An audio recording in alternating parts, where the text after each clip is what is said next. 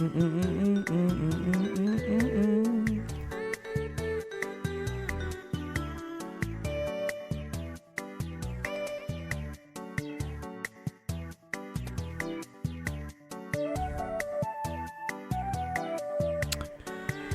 he using the wrong GPU for this? One sec.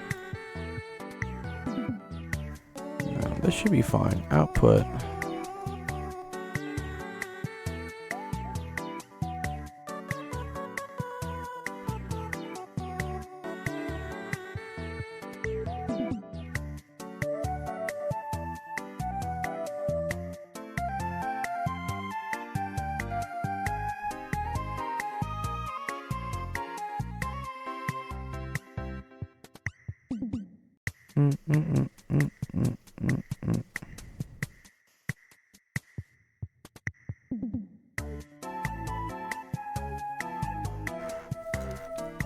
So I can see if this fixes it.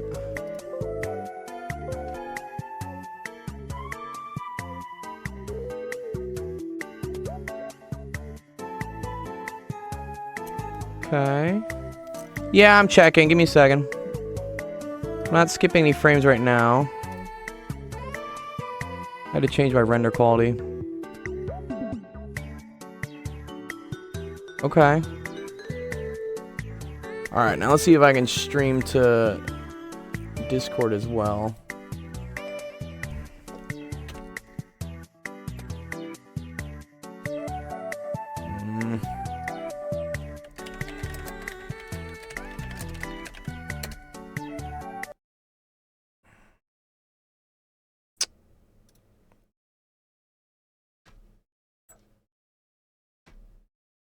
Alright, one sec. Full screen projector. Let's put this on this. Yeah, give me a second. Sorry, I just 1080p 30. 20 FPS or something? No, it's just.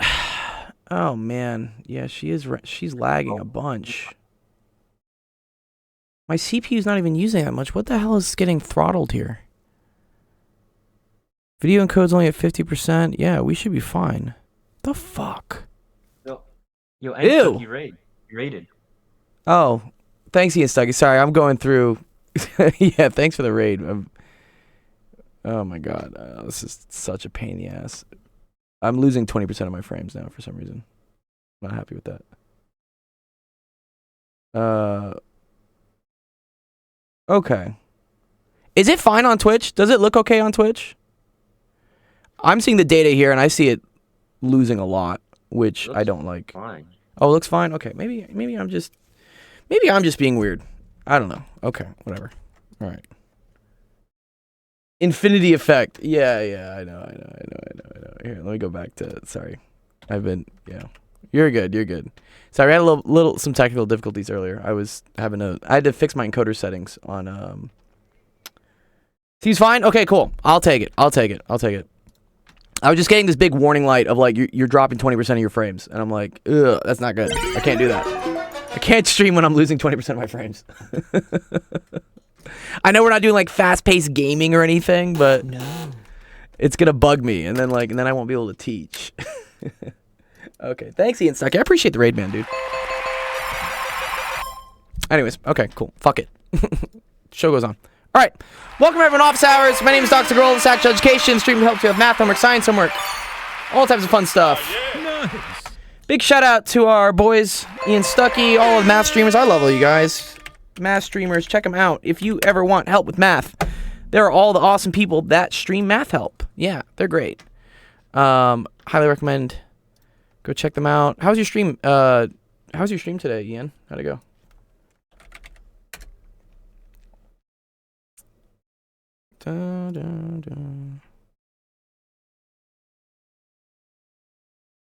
Here, let me pop this out too.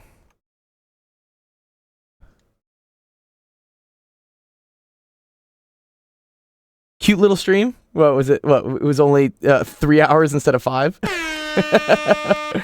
What's a cute little stream to you, dude? I'm curious about that one. Let me see. And then is this working? Good. Yeah. Okay, that's working too. All right, cool. We'll take it. Okay, here we go. Let's start off. All right, so we got a geometry question here from Not Your Friend. This is always fun. Not Your Friend's always kind of challenging my, you know, love of circles and things. So, yeah. Let's try to do this. Okay, so we have A, B, C, D, right? These two lines are parallel. And, okay, blah, blah, blah, blah, blah, blah, blah. At P, A, D. Okay, this equals this. Okay, awesome. I like that. That's cool. And BAQ is equal to X. Okay, give reasons for the why ABD must also equal to X. Oh, well, that's easy, bro. You already know this, right? This is opposite interior angles, right? So you got two parallel lines. You got a transversal. This is the same as this, right? Cool, done. Love that. That one's not too bad. Okay. Give reasons for why ADB is equal to X. So that's ADB. Ah, okay. So now I want to know why this thing is equal to X. Ooh, a little tricky. A little trickier. Lattice theory? What? Ian, you guys go through such more advanced math than I'm used to, man. Mine already saved us some practical stuff, derivatives. Yeah. Yeah, there we go. Okay. ADB is equal to X. Why is this one equal to X? Well, this is going to be equal to X if this is equal to X. So how do we prove this is equal to X?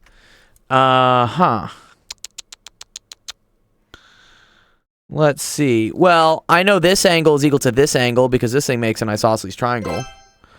Can I prove that this angle equals this angle? It doesn't look like it does, right? I would say it doesn't, actually. Yeah. How do we show that? Custom link. Yeah, we also have the, yeah. The tangent, any circle, the angle formed between the tangent and the chord through the point of contact is equal to the angle formed by the chord in the alternates. Dude, this is, I fucking hate geometry for this, dude. Like, why are there so many fucking words on this? I'm like, what? The tangent and the chord through the center of the point of contact and the tangent and the angle, the chord, the alternate segment. Okay, it's funny. Okay, I'm gonna go on a little bit of a math rant. Sorry, because I'm on one right now. Because I had this experience over the weekend. I was talking to some.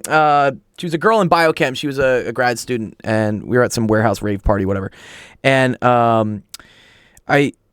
she was talking about women in STEM and how like there aren't enough women in STEM. And I'm like, yeah, I see no girls in STEM. Honestly, in my grad program, I saw 2 chicks. That was it. You know, we always say like the odds are good, but the goods are odd. So I was asking her like, why do you think that there aren't any women in STEM? Like, how do we fix this? I have my own theories. And she was like, to the point, she says, well, I think math teachers are just very dismissive. You know, they're just very, like, gatekeepy, and they just say, like, oh, you should know this or figure it out. And that turns off a lot of girls. And I'm like, do you think they do this more to girls than guys? Like, do you think, like, teachers are just fucking homophobic or, I don't know, sexist, like, in the math class? I don't think so. And she's like, no. She says, I just don't think that. She thinks that. She said, I just don't think girls take it as easily. And I say, I agree. I get that. That's the whole emotional versus, you know, you can tell a guy he's a piece of shit and he's probably like, you know, he'll shrug it off or something. But for someone who's a little bit more emotionally in touch with themselves, it can kind of really throw you off.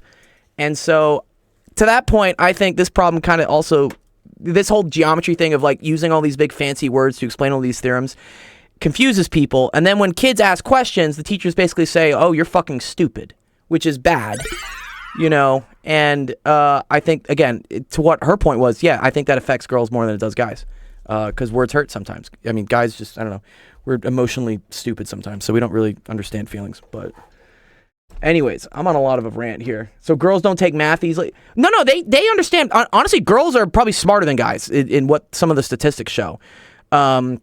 They don't take insults from teachers as easily, I guess, is what it is. That's what her point was. Gold doesn't say that you're fucking stupid. Yeah, I don't say you're fucking stupid. I think the people who try to make this too complicated and be like, well, you don't get what, like, heterogeneous, blah, blah, blah, blah. I'm like, stop using the, stop with the words. Stop. Just search this. Yes, that's what I want. Thank you. Yes. See, that's what someone should say. That's just so what's the theorem, dog? The what is it? The tangent. Tangent theorem. Okay. Again, I teach a lot of math. I teach a lot of chemistry. I teach a lot of physics. I don't remember every single goddamn theorem out there, but this is one. This is the two tangents theorem, though. Are we talking about the two tangents theorem? Is that the one I want? I like pictures. I'm a big pictures guy. Love visual stuff. Hell yeah. Let's do it. Oh, okay. Sorry. Let me move this over. Okay. It says, all right, if we got a tangent, or if two tangents meet at the same point, and they're tangent at two different points, then the angles are the same. Okay, but where is this tangent in two places? I don't see that.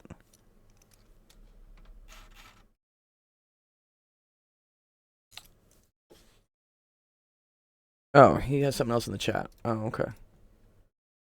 Oh, here we go. All right, cool. Great. Yeah. This is low-key why I hate geometry sometimes, because I'm like, what? why would I know this? This is such an obscure thing.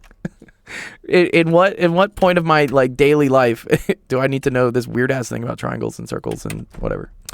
But okay. If it's tangent here, we're saying that, let me see what this says. Okay, let's try to debug the wording in this. The angle formed between the tangent line and the chord. Okay, this is the tangent line. This is the chord. Is equal to the angle formed by the chord in the alternate segment. Okay, I assume this is the angle formed by the chord in the. I guess that's that's what they call an alternate segment. There we go. Those are all the words that you have to know for this. Okay. All right. So it says, okay, so here's a tangent line, right? Cool, tangent line. This is the angle I'm trying to figure out.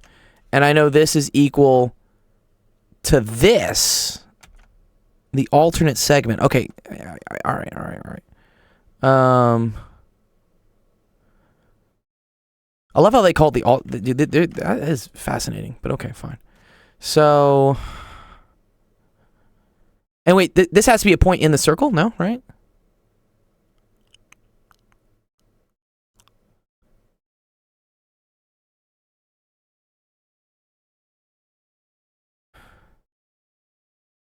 Okay, so where are you seeing the other? Because okay, if I want this, right?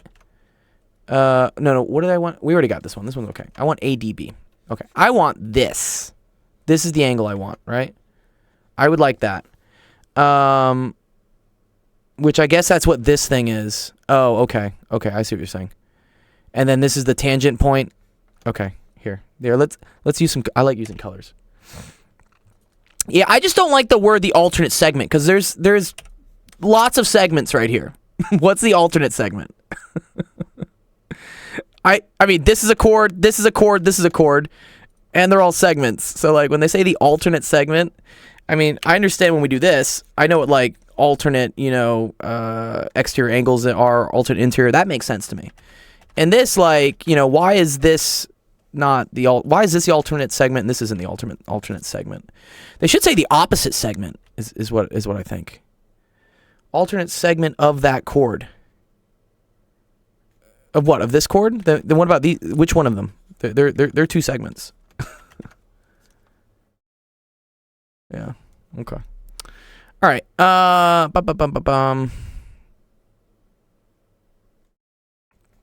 This point C is this. Okay. And then this segment here, that's the tangent line. Tangent line just means it hits the circle at one point. That's all it means. Okay. And then what else do we need? I know that. Okay, cool. Here the green stuff. This angle, right, which is this angle, is equal to this angle, which is this angle. Okay, cool. We proved that. Yay. Whatever.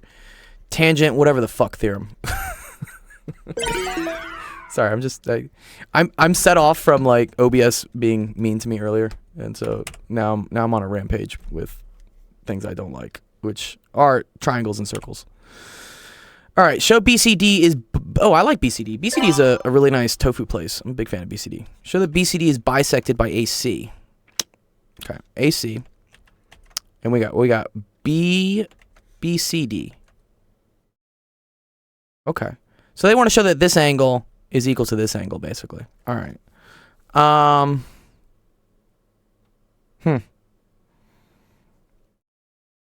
In order to show that's true, I'd like to show, I guess, that this angle, this segment equals this segment. Is that right?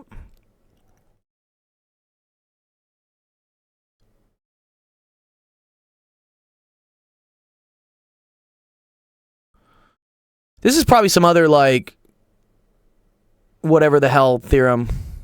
Is it this? Is it the two? No, this isn't the two tangent theorem because we're not in two tangents. Yeah, what do you think it is, not your friend? What's the solution?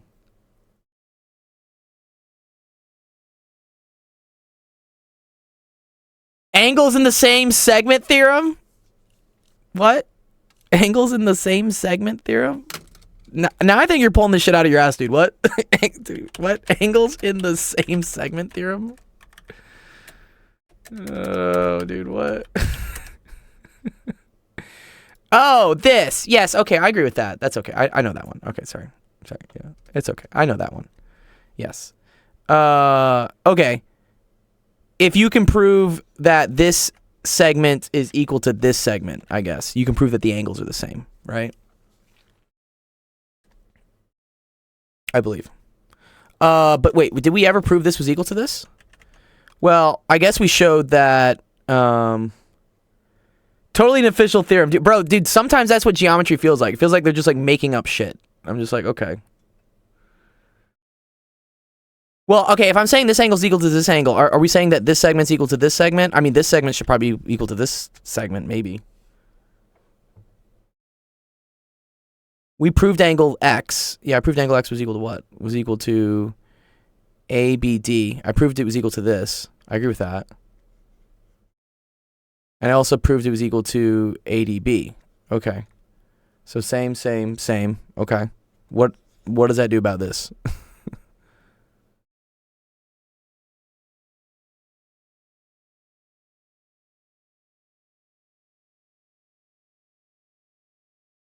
DCA and ACB. DCA. Oh, okay. Wait, whoa. What theorem? The same segment theorem? I don't think that applies, dude. What?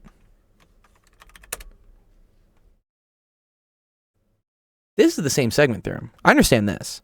If you have two angles inside a circle, okay, well, you got to show me how this applies because they got to apply to the same segment.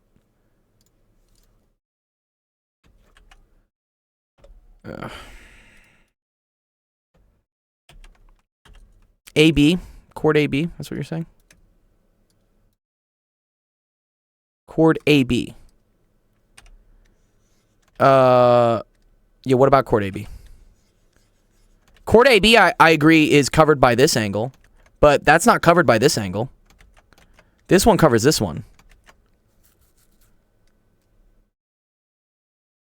AB, then ADB equals ACB. ADB. Well, yeah, I proved that. That's fine. ACB. Oh, I see. I see what you're saying. Okay. Yes, okay. Because this angle, right, hits this chord, and this angle also hits this chord, then this angle must equal this angle. And then because this angle hits this chord, and this angle hits this chord, and those two are equal, cool, that one's equal. Yes, good. I agree with that. Okay, cool. Yes. Prove that PD equals AB. PD is parallel to AB. It most definitely does not look parallel. This looks nowhere close to being parallel. No, that does not look very parallel at all. Okay. This one does not look very parallel to that. Okay. But if I wanted to show that this was parallel to this one in whatever mystery land this thing comes from,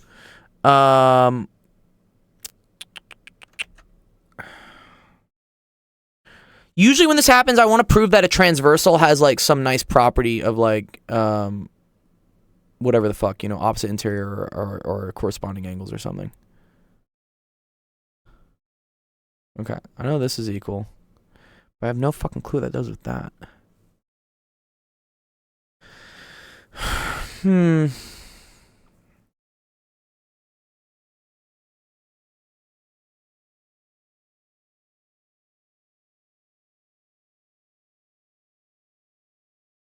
Yeah, at this point, like, they just basically all equal x. All these angles are the same somehow. Lol.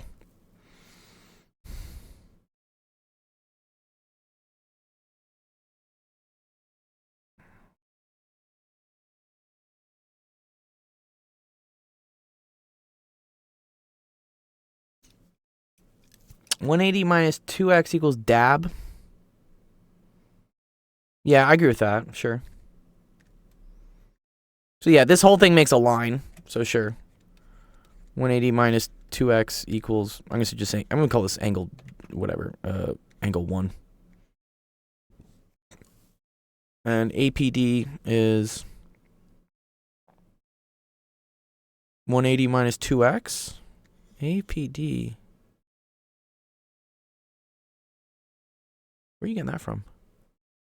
Oh, ADP. ADP.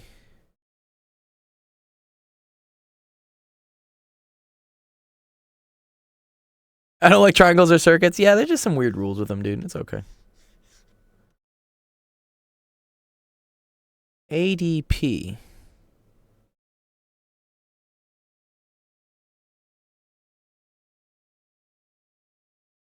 Oh, dude. APD. APD is X. Did we show? Wait, did we show APD was X? I don't think we did. Or I guess they do, no. Wait, whoa. When did we show APD was X?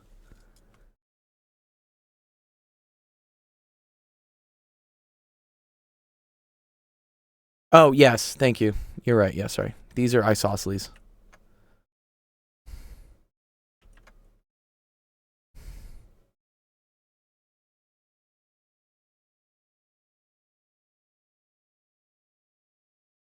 And ADB equals X. AD, we already showed that. Okay.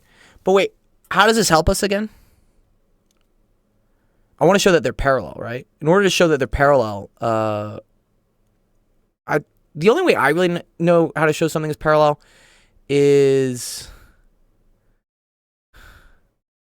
I guess we could try to say it's a parallelogram, right? And if it's parallel, then the opposite angle should be the same, right?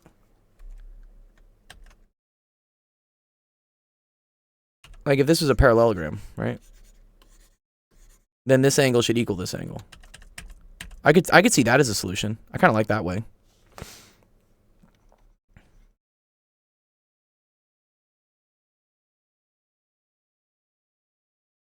PDA equals DAP. PDA equals DAP. Oh, okay. Wait.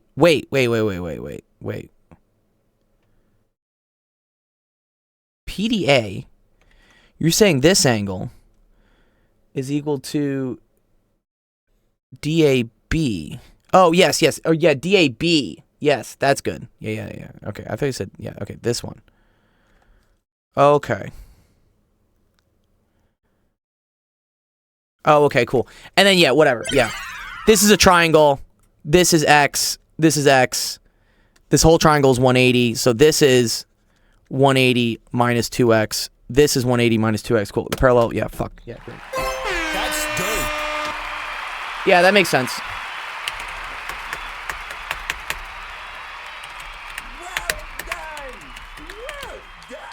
Hey, good job, FCW. You got my name right.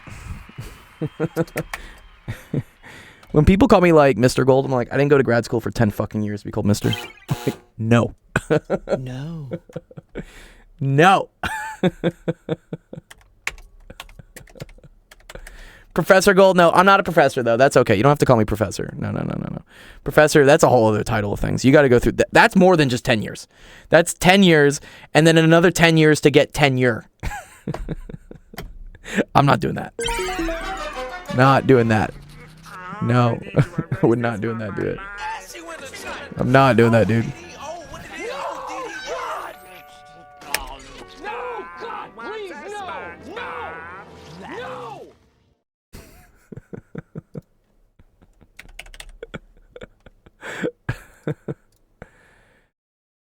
Okay, natural logs and Euler's number. Okay, cool, FCW. That's a screenshot. Yeah, great. Yeah. I will get to it, FCW. I got a lot of the screenshots I got to go through first real quick, though. Papa Gold. You can call me Papa. I don't care about that. That's whatever. All right, let's see. Next up, we got equity. Oh, did I give you a? Did I give you a bond coin? Not your friend. I did. Okay, good. Okay, cool. Equity. All right, let's do yours. Poppy Gold. No, don't call me Poppy Gold. That's fucking weird. Papa's okay. I'm glad you guys grew out of that phase of calling each other daddy. That was also kind of strange. I remember that. I remember there was it was like 2-3 years ago. Everyone was just calling each other daddy, and I was just like, this is kind of weird. Like, no. Like, my ex used to like do that. I was like, no. No. It's indicative of issues. Daddy, chill. Yeah, just don't do it, please. Papa's okay. Yeah, that's like endearing. Not, indicative of like poor relationship with your father. Daddy, chill. Yeah, okay.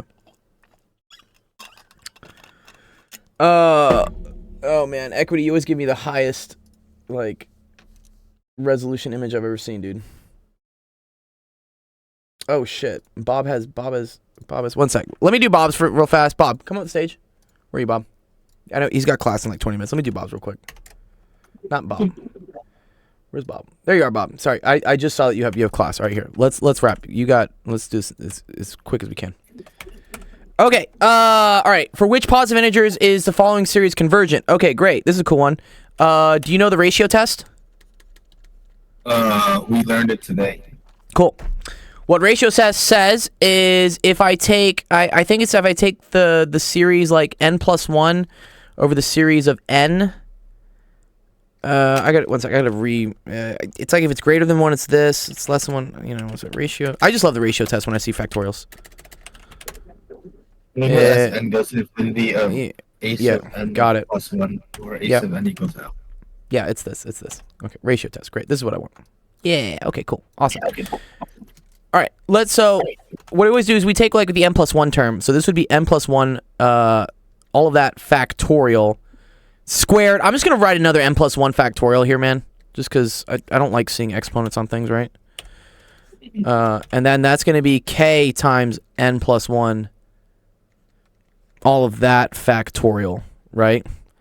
And then we're gonna divide it by the regular one. So that means you take whatever this is, and you take whatever this is, just take away the plus 1s and flip it. So then this is kn factorial all over. What is this? This is going to be n factorial, n factorial, right? Okay. Yeah. Now, next thing you got to do is you got to use your factorial rules, right? So n plus 1 factorial is equal to n plus 1 times n factorial, right? Do you remember this? This is like the biggest trick you're going to use with the ratio test. So this is going to turn into n plus 1 squared, and then this is going to be n factorial, right? And then it's all times this shit, and then we got this shit too. Okay, cool. So now some things are going to go away. Get rid of this, get rid of this, get rid of this, get rid of this. Awesome. Okay. So now I got n plus 1 squared. Kn factorial. Okay, something happens with this. So this is kn factorial. This is going to be kn plus 1 times kn factorial. Okay? Do you agree with me that that's legal to do that? To rewrite this one? I wanted to like kind of expand it out, but then I'm like, nah, dog. Like, I think so. Yeah. Do you see how like this is the only thing that's changing in terms of n? So like this is the term, and then I pull the next one out. Yeah. Nah, not quite. He says not quite. Yes, thank you. Thank you for keeping me honest, guys. Yeah, see that's what I needed. That's what I needed. Thank you. You're right. Yeah, I'm wrong. Sorry. Yes. Okay. See, yeah. This is why I need y'all math guys need to keep me in check. Yeah, this is right. I was thinking too quick. Okay. They're totally right, guys. Okay, so kn plus 1 factorial is kn plus 1 times, and then it's kn plus 1 and then minus 1 on the outside factorial. Is that correct, guys? I think that's what we're talking about, right? Yes, cool. Thank you so much, Jeff. I appreciate that, dude. Yes, you're dope. That's dope. Okay. I just really wanted to pull like one of these things out because well, okay, we're gonna have to. There's gonna be some weird things with. I gotta remember my factorial rules here. Okay, and then this is k n plus 1 minus 1 factorial. Okay, this is already looking kind of strange. Okay. Let me expand this out, I think. No. Well, ew. Oh, man.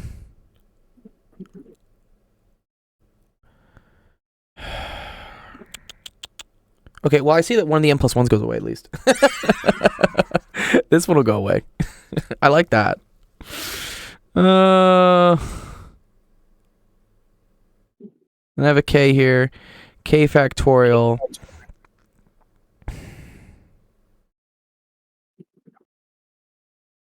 Also, kn plus k factorial. Where are you seeing? Sorry, where's the kn plus k factorial? Sorry, where are you seeing that?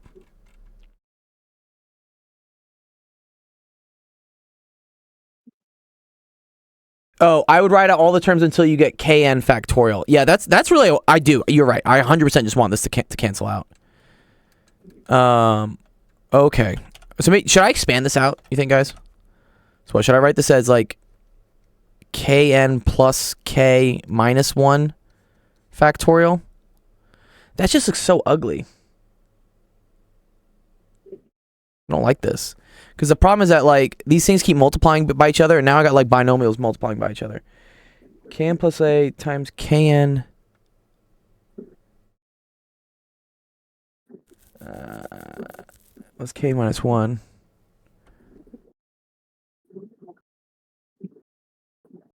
All the way to kn.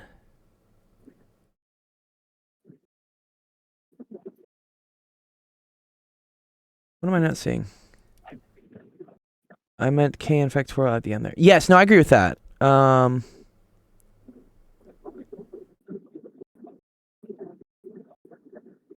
then this has to go all the way up to k, right? I have to decrease all the way to exactly. Yes, I agree. I've k extra terms, right? Yeah, no, I agree because this I have to keep decreasing this until eventually I get k number of these things. Okay. Man, but that sucks. That really sucks. I kind of see what they're saying here, Bob. They're saying that, like, okay, so I can write this as, this, which then I could rewrite, oh, they have an angle thing on this now? What? When did they fix that, dude? What? Oh, dude, yeah, that's dope. Nice. Okay.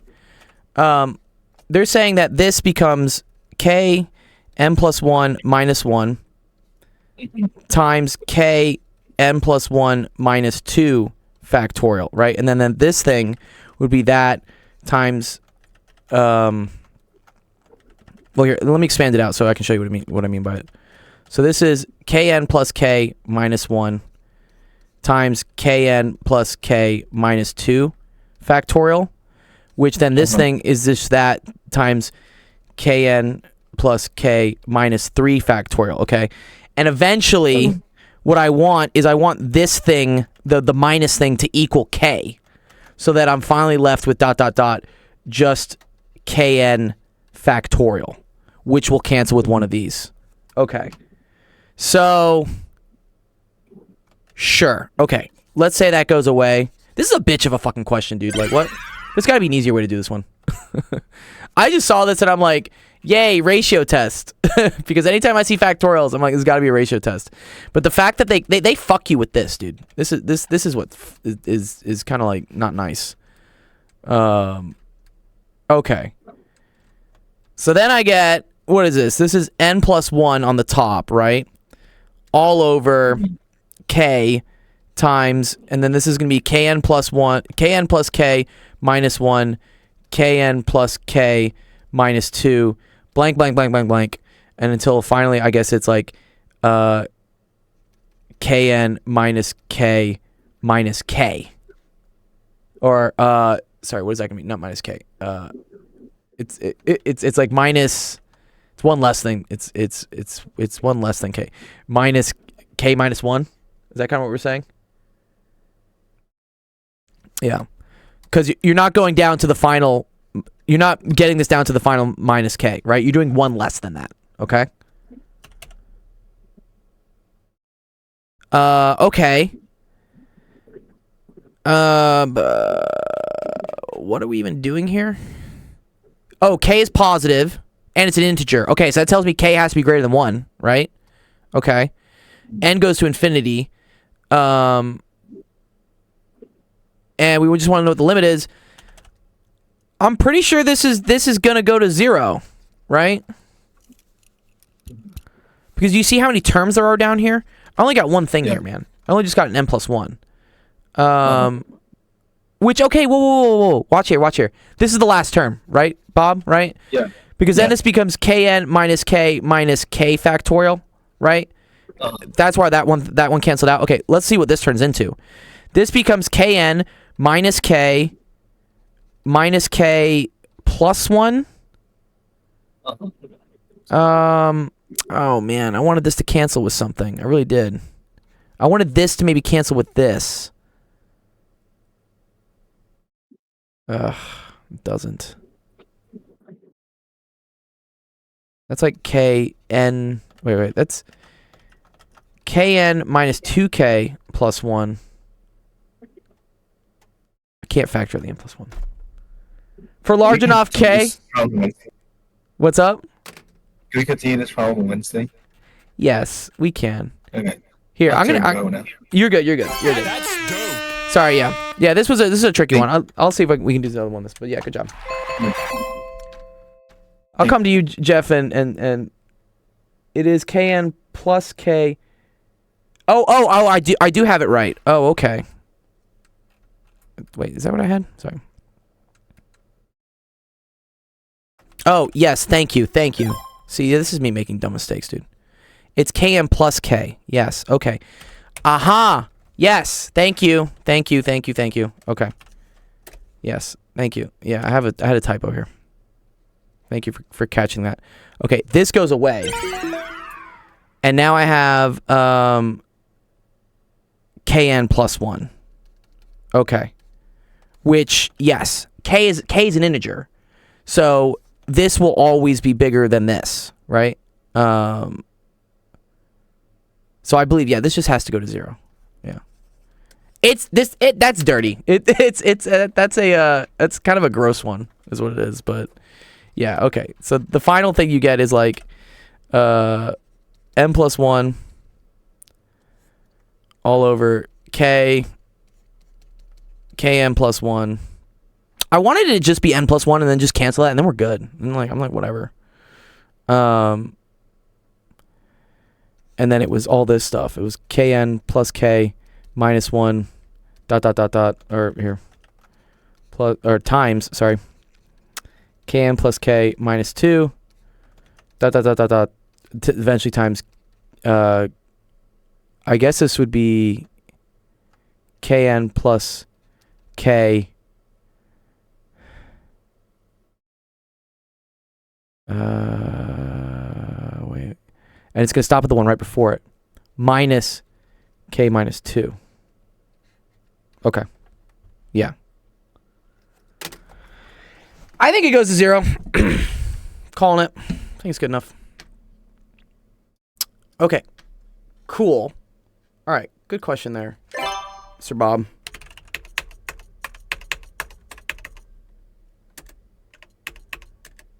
There's got to be like a more rigorous way to show that. Maybe there's like a limit comparison test we're supposed to do with that, you think? K is greater than or equal to 2. Oh, I mean, yeah, in that, I guess how I wrote it, I assumed K was greater than 2. Yeah, I guess they said here. Well, I mean, you look at this. Look at this, Jeff. I mean, just yeah, this is a college calculus question, is what it is.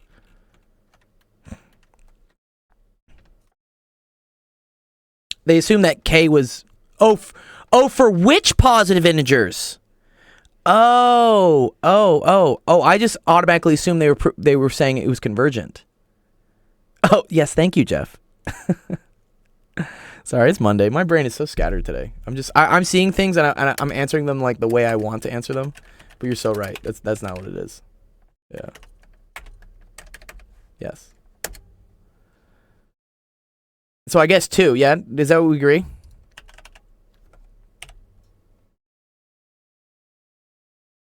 Yeah, that was a question. Yeah. I think it's 2 then, right? Yeah, because I needed to go yeah, I needed to go to at least to the second term in order to get, I think, this thing to cancel out. But wait a minute, I mean,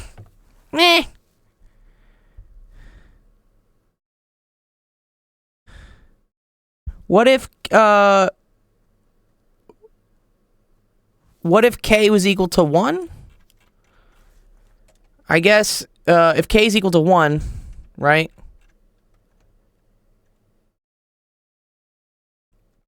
Let's go originally to what we had. We just had, because I'm curious about this one. Sorry.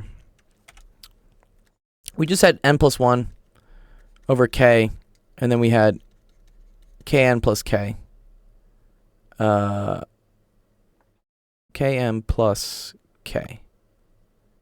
Factorial. Okay. If n equals 1, right? This just becomes n plus 1 over... Sorry, k equals 1, right? N plus 1 factorial. Doesn't this already converge?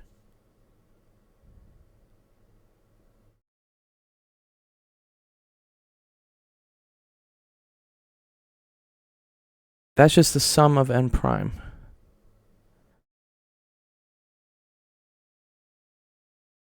Oh, it is? Oh, yeah, you're right. Sorry. You're so right. We still have this one up here. Yeah, sorry. You're right. You're right. I misspoke. Yeah, we still had what was it? Was this? That n plus 1 canceled, but yes, good. Okay, we still had kn factorial. Okay, I see. Sorry, the factorial's on the outside.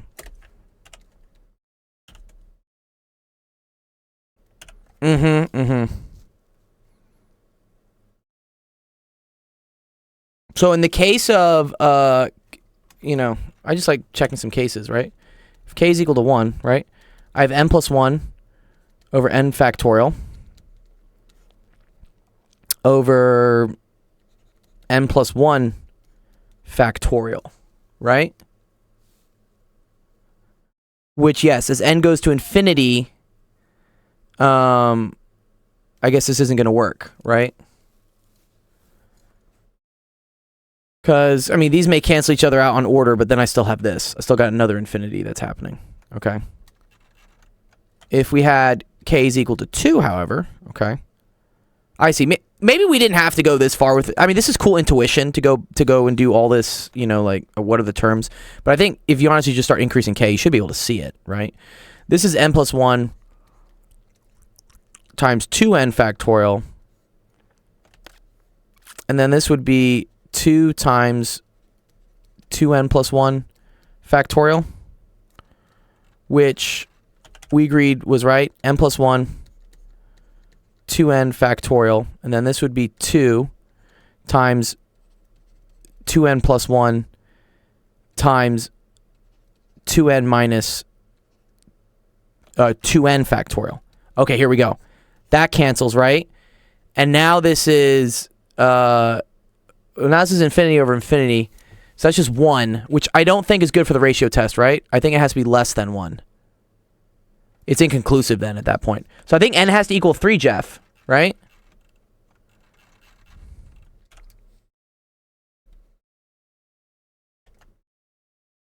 Oh, wait, no. Sorry. This becomes 1/4. Yeah, you're right. It's 1/4, right? Which is less than 1, so it converges. Yeah, okay. I'm gonna get rid of all this. This is cool. I mean, this is. I agree. This is nice and trying to prove like theoretically how it works. But for the point of that college class, I think if he just sees, for instance, how you can just test the first couple of them. So what I talk about, like, I don't want to get the kids too confused and bogged down in all the theory of how this works, and it's a balance between me like showing like procedurally how do you do this, and like based on principle how does it work as well. So this one was infinity over infinity, which is inconclusive. Yeah, good. I think this is right. Yeah.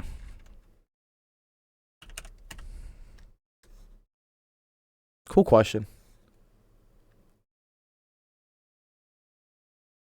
I've never seen something like that, honestly.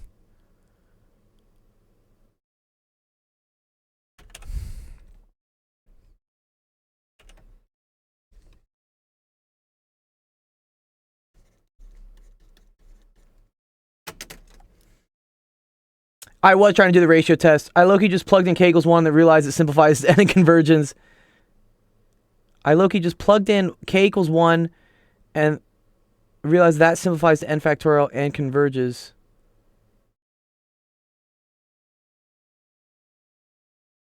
It diverges. Yes, exactly. Yeah. I did do the ratio test, yeah. Which maybe I didn't need to do. You're right. Yeah, you probably could have just plugged numbers in here. Yeah, we've spent an hour on only 2 questions. Okay. What's ticker shout out? Oh, you can just have whatever you want. You see there's a ticker at the bottom, Monkey? You can write whatever you want on there, as long as it's not like hard R's or like homophobic racist shit. Like, don't do that. Okay, good. This is a good question, Bob. I like this one.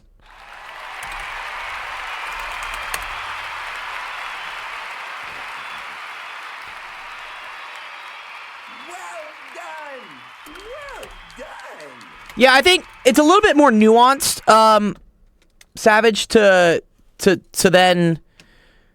Yeah, right, you have to prove that, right, yeah, 2k factorial is greater than, what is that? N factorial squared? Yeah. Yeah, that was a cool one, though. I like that. Okay, let's see. What's going on? Let me make sure my Twitch stream is looking okay. One sec. Streamer. OBS tells me I'm dropping frames, but I think maybe we're okay. Yeah, says okay. Okay. I'll take it.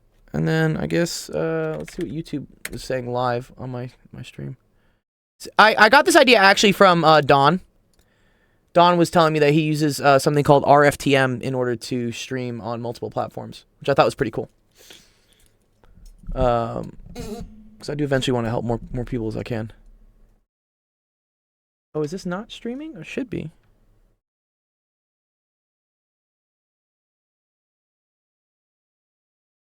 Oh.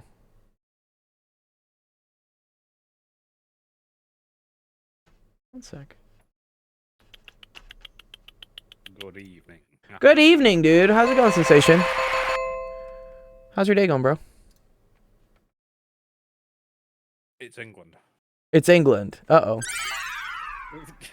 What does that mean, it's England, dude? I'd rather be in America. Oh, we gotta get you over here somehow, dude.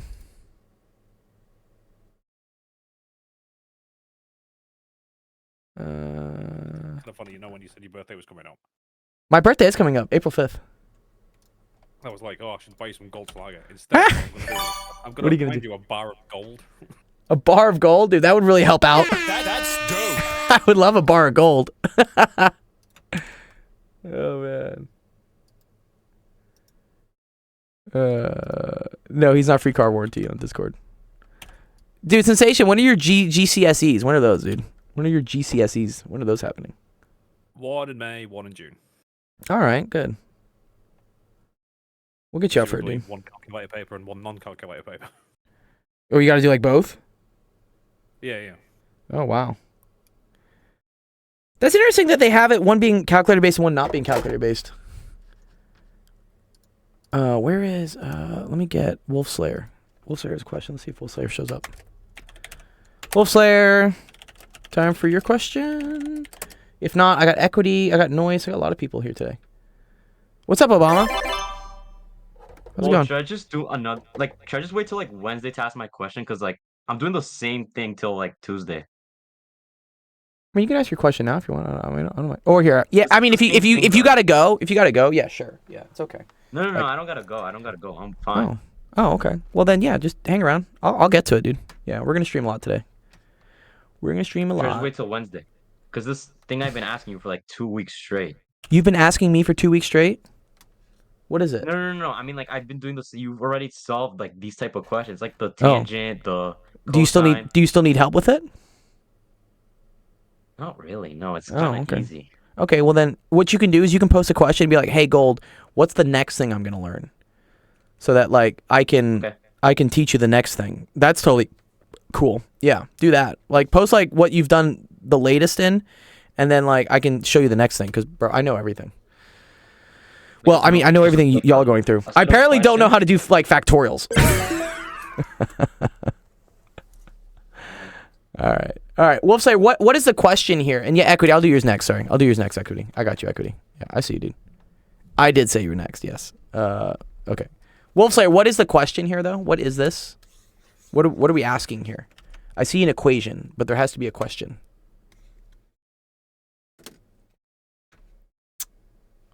One sec. He says 1 sec. Okay. Actually, I know why, Equity. I have to take it. All right, Equity, can you tell me which one you need help with, 10 or 16? So I can see it.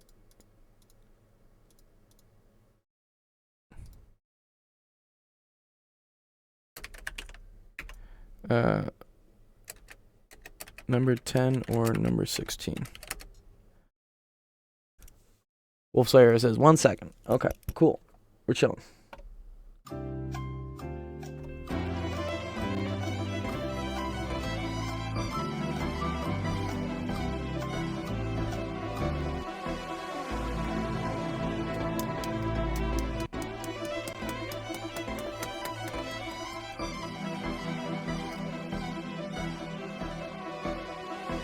Okay, he says, it's something along the lines of indices and change of formulas. That's what I have in my book. Okay. I'm unfortunately not a psychic, so I see an equation, and sometimes I can tell what they're asking, Wolf Slayer, but I have no clue what they're asking you here. This looks like some sort of like equation of a cone, is what I would say. Like the surface area of a cone, maybe? Okay, Wolf Slayer. Take a picture of what the question is in your book. Don't just take a picture. I mean, are they asking you to simplify this? I don't get why it's h squared either, honestly. Yeah. Send me a picture. Equity, I'll do yours right now. Yeah. Okay. Well, find a picture of a question. Yeah, I have no clue what they're asking. I don't think anyone in the chat does either. Yeah, fine. This is why. Yeah, some of you guys wonder, like, why do I have this set up the way I do? Is because I understand, like, y'all will make mistakes like copying down a question or like writing something like, oh, I think we did this in class. It helps me a lot more to help you if you can show me like a picture of what the question is in the book, because very rarely will the book be wrong.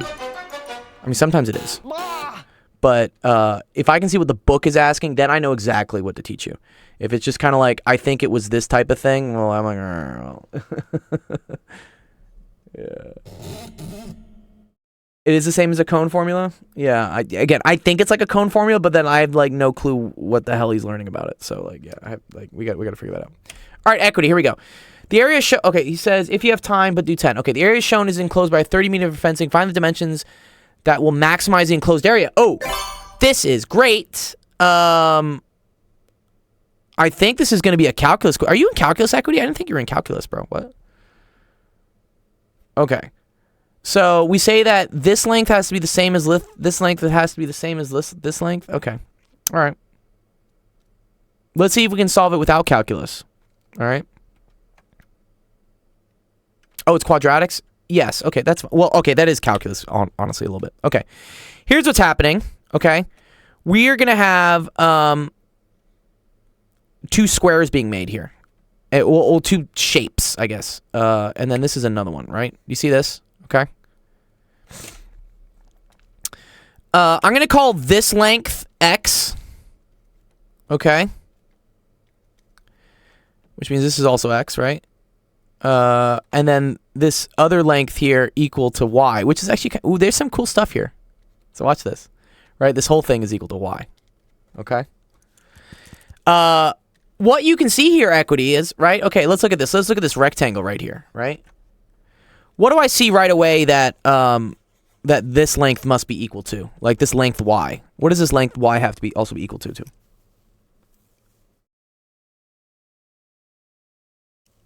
It is an optimization question, yeah, but it's going to turn into a quadratic, yeah.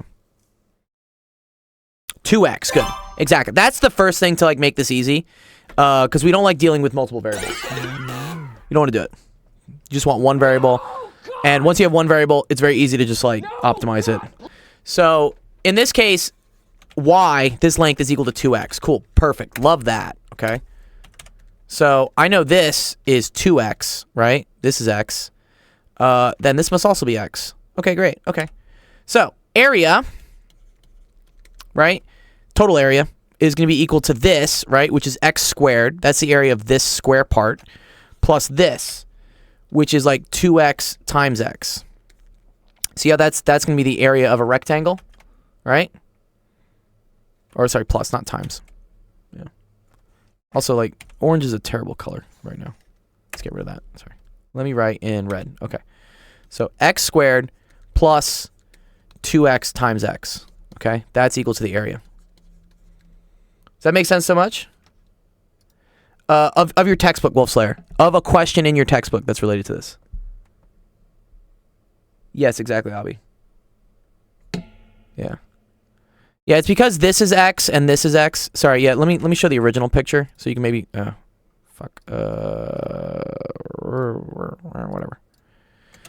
So you can see it. Yeah. Yeah, it has to do with this, right? This is this. This is this. So this whole thing is, you know, two of those, whatever. Okay. Okay, so this is going to turn into x squared plus 2x squared equals the area, right? Okay, cool. Great. And then the other requirement we know is that there has to only be 30 meters of fencing, right? So here we go. 3x squared is equal to the area. And the total amount of fencing is going to be 1x, 2x, 3x, 4x, 5x, 6x, 8x, okay? So that tells me that 8x is going to be equal to 30, right? Right? 1, 2, 3, 4, 5, 6, 7, 8. Okay, cool. So x is, I think you already wrote, did you write this 30 over 8? Oh, you don't need fencing against the school. Yeah, thank you. I guess you don't. All right, yeah, cool, thanks. Yeah, sorry. X plus that, that's 3x, 4x, 5x, 6x. Is that all we need? 6x? I think all we need is 6x. Okay. 6x is equal to 30. Well, this is kind of mean because, right, there's not even a maximization here, right? Am I screwing up something here? Is x is equal to 5?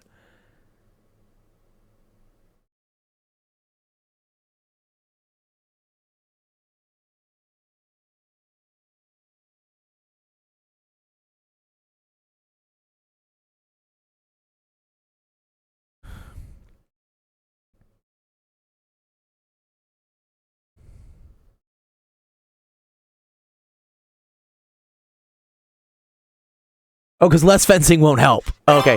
Oh, that's the argument. But it says it will be enclosed by 30 meters of fencing, right? So that just means x is equal to 5. This isn't even an optimization question, right? This is just that, okay. So the dimensions, right, is just, this is 10 and this is 5. Yeah. Because area just looks like this. Man, I was hoping this would be like a cool like optimization, but it isn't. It just like this, right? Where this is x and then this is area, right? The more I make these dimensions, the more the area goes up. Okay, cool. That just increases without bounds. Wolfstar says my school doesn't really use a textbook. Okay, well, what do they use to teach you? How do you get questions in your class?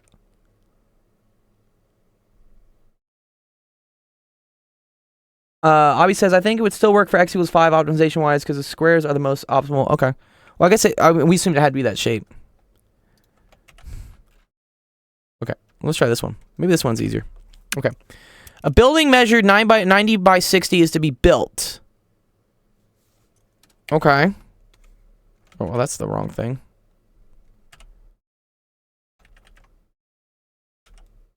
So this is 90. This is 60. A paved area will surround the building. The paved area is to have an area of that. How wide is the paved area? Ooh. Ooh, I love these. These are fun ones. Yeah. Okay.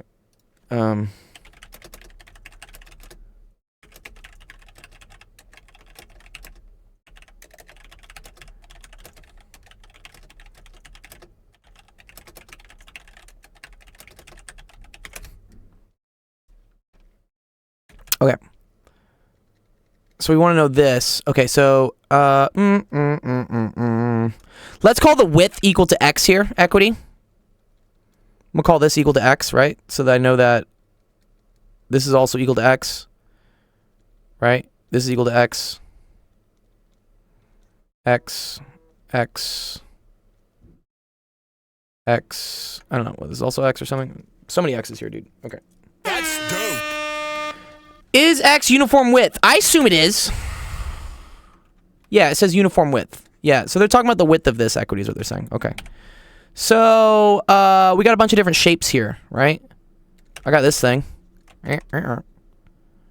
So this thing is going to be dimensions x by 90 minus 2x. No, wait, no. No, that's just x by 90 plus 2x. Okay.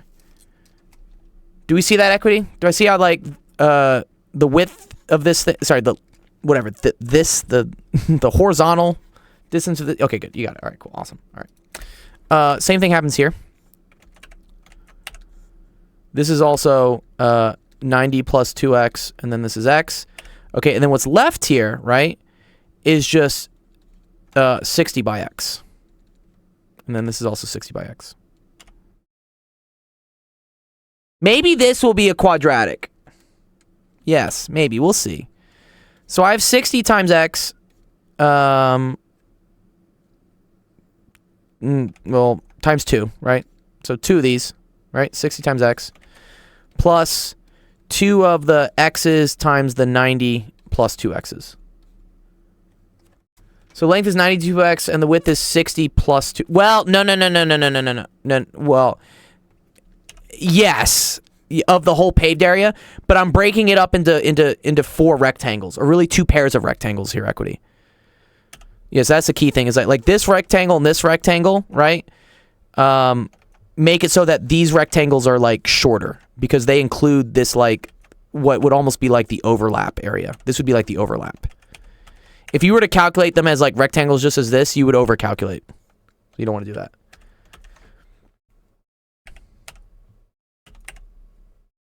Do you see what I'm talking about there? Right? Here, let me make these, like, let me make these purple. Well, purple's also a really weird color to see. Oh, you see it? Okay, whatever. Fine. Okay. And I need this to equal 9,000. Okay.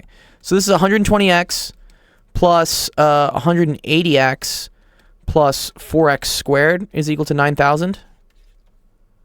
Check my math. I think I'm right. Yeah. Okay, cool. All right.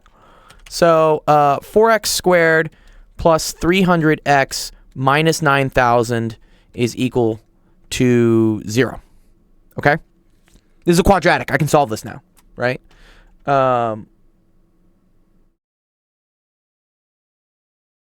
Yeah, 180, 110, yeah, 4x squared, yeah. Yeah, good. Okay, cool. Things divide by 4 here, I'm pretty sure, right? This is x squared plus 75x minus, what's 9,000 by 4? Is that 2,500? No. 2,250.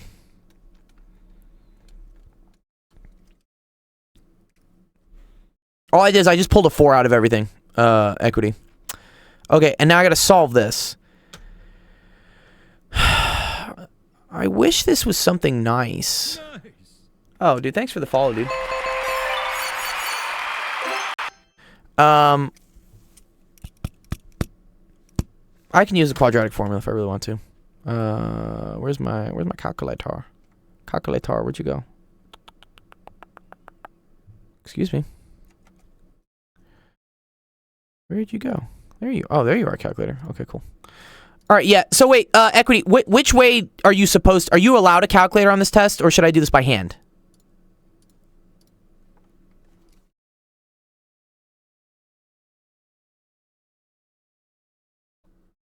And then I'm gonna ask if you get a graphing calculator. That's gonna be my next question.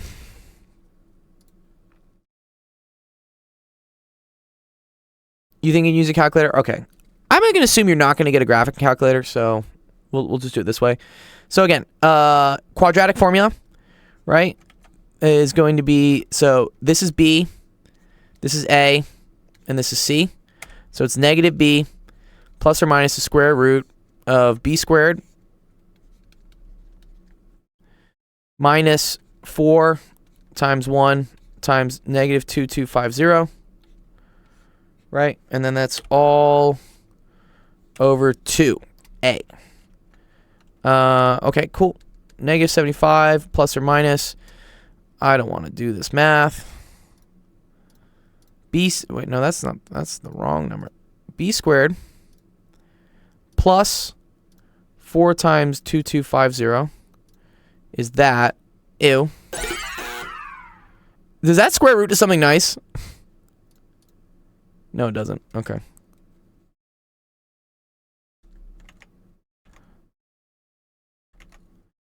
$120 plus 94 all over 2.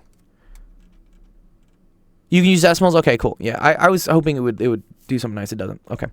So, yeah, you want the positive solution. You can't have a negative sidewalk. That would be bad. So we do this, minus 75 divided by 2. And there's your final answer, 22.97. Nice.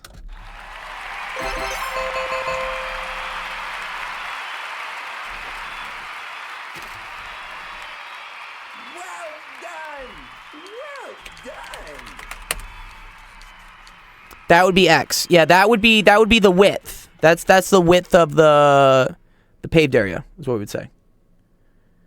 Yucky answer. Yeah, I know. Usually when they design these questions, they do design them so it's like something nice. It's just fucking ugly, dude. Don't like that, dude. Like, no. Not a nice number, dude.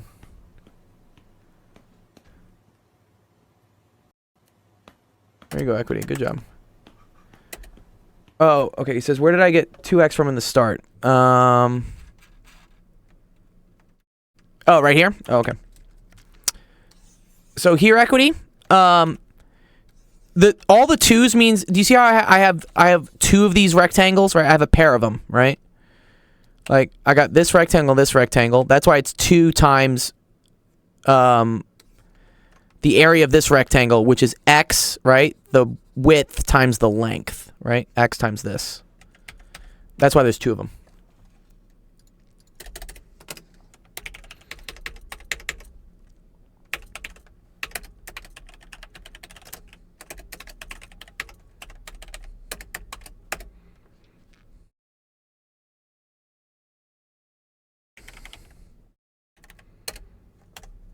Does that make sense, equity? Right here.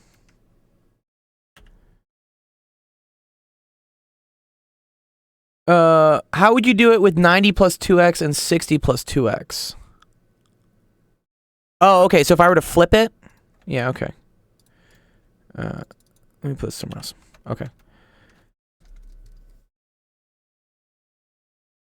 So again,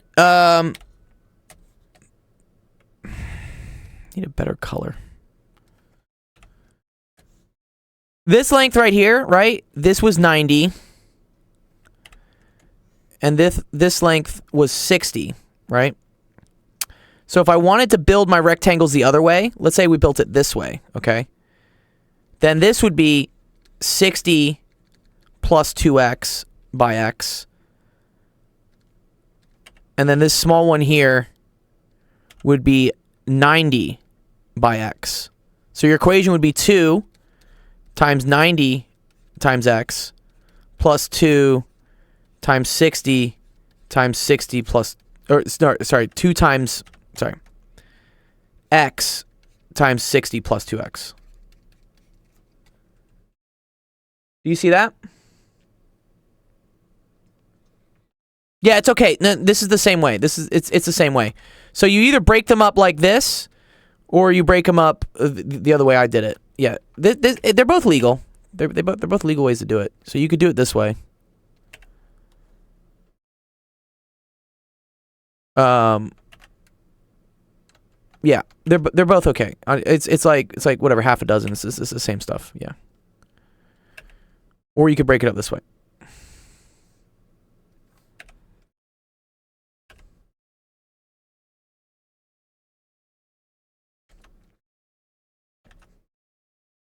Does that make sense, Equity?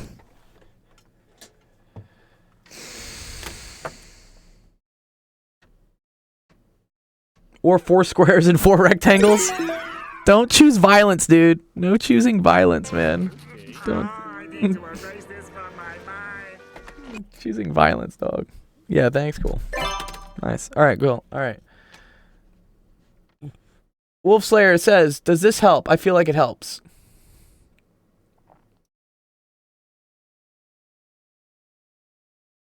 Okay. Here, Jeff, you wanna try to like decrypt like a kid's like homework question? Like, what are they asking here? Playing fucking. Yeah, here we go. Okay. Let me see what type of concept, like, this is usually what I can, if I can tell what type of concept the student's trying to learn, I can figure out what to teach them.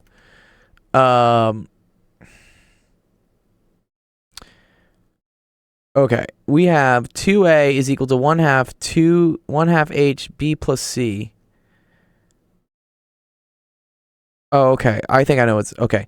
So it looks like what they're doing is they're solving for this variable given like something that involves like distributing and like whatever. A fulcrum with, yeah, no, I don't know. I think this is just like random ass shit they're just doing.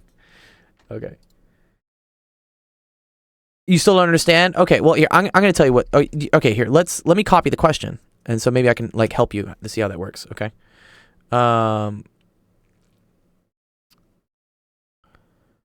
Yes. Here's what I think. This is the question. I think your original question, Wolf Slayer, I'm going to tell you what it was. Is A was equal to 1/2, and then it was H B plus C. I think this is what the question was. And then they said, solve for B. That's what they're asking. Yeah, Equity, that's the same way we did it. It's the exact same way we did it. Yeah.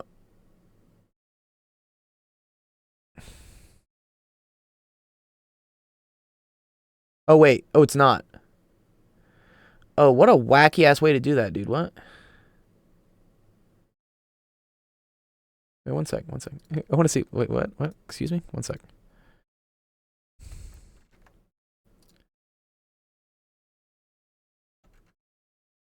Where was it? No, this one. No.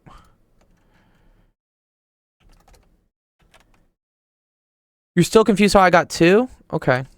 Which 2 are you confused with?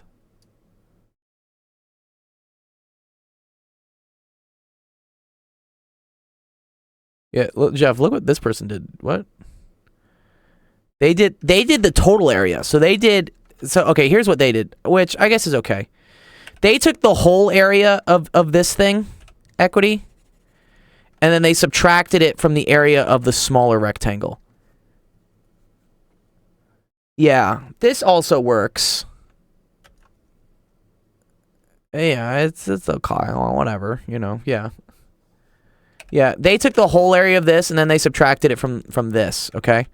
What we did, Equity, is I made 2 different sets of rectangles. Like this and like this, and then we added them all up to equal what I wanted. Okay?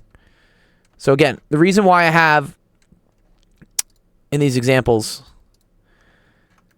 like 2 times 90 times x is because I have a 90 times x from here plus another 90 times x from here. And so those combined is 2 of them. Do you see that?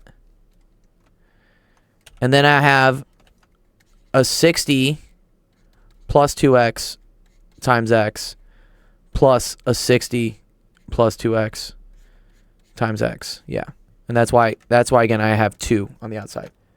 Yeah. It's because I got 2 of them. I got 2 of them. You're right. Yeah, it's okay. Yeah, your teacher's solution is probably cleaner, maybe. Because yeah, they took the whole thing. The whole thing. That's what this 9,000 that's what this is, right? This is the whole thing. That's here the whole thing. And then they subtracted it from the area of the inside thing. And then they said the leftover area, like in between, has to be equal to 9,000. Yeah, it's cool. It's a unique way to do it, I guess.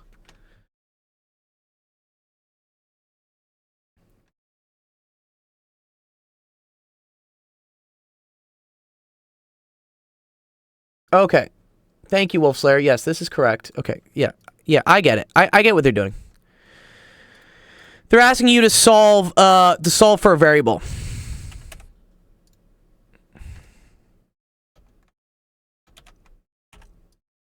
Which yeah, didn't we say it's a what type of cone is this, Jeff, dude? What is this, bro? Like what? Like what is this, dude? Stop it. Get some help. What is that, dude? It's like a cone that's been like chopped off. The paved area is 9K, but that wouldn't include the building. Correct, Equity. Correct. Very correct. Okay. All right, Wolf Slayer. Here, let's try to solve this. And then FCW, I'll do yours because you haven't asked one in a while. Okay. Or I think you've ever asked one. Okay. Where's the Slayer? Yeah, there you go. Wolf Slayer, can you see this? Yeah? You're good? Right here. Awesome. Okay. I'm going to ask you to solve for B. Do you know how to solve for B here? No? Okay. Well. Oh, you've asked before? What's okay? Yeah, I haven't heard you ask in a while. Okay. Why would it include the building? Because the pavement is not in the building. The pavement is the sidewalk, Equity. We're not putting concrete inside the building. Well, I mean, we did at some point, but for the pavement, we're not. Okay. When you're trying to solve for a variable, in this case, like this is the variable we're trying to isolate for, what you want to do is you want to try to get rid of all the other stuff around it, okay? But I like to look for what's the furthest thing away from this first, okay? So when I look at this B here, right? What thing is the furthest away on this side from the B? What thing is like the furthest away?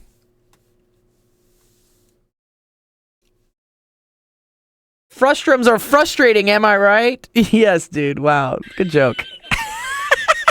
What's up, Penn Center? That's dope. Groans loudly, dude. Penn Center's got all the dad jokes. Okay. Wolf, here's a variable I'm looking for. Look at all the things that are happening. Do you see how, like, it's getting C added to it, and then it's getting multiplied by H, and then it's getting multiplied by 1/2? What's the last thing that's like happening to it? Like, what's the furthest away from it? I kind of use PEMDAS when I say like furthest away. I mean like what interacts with the B like last?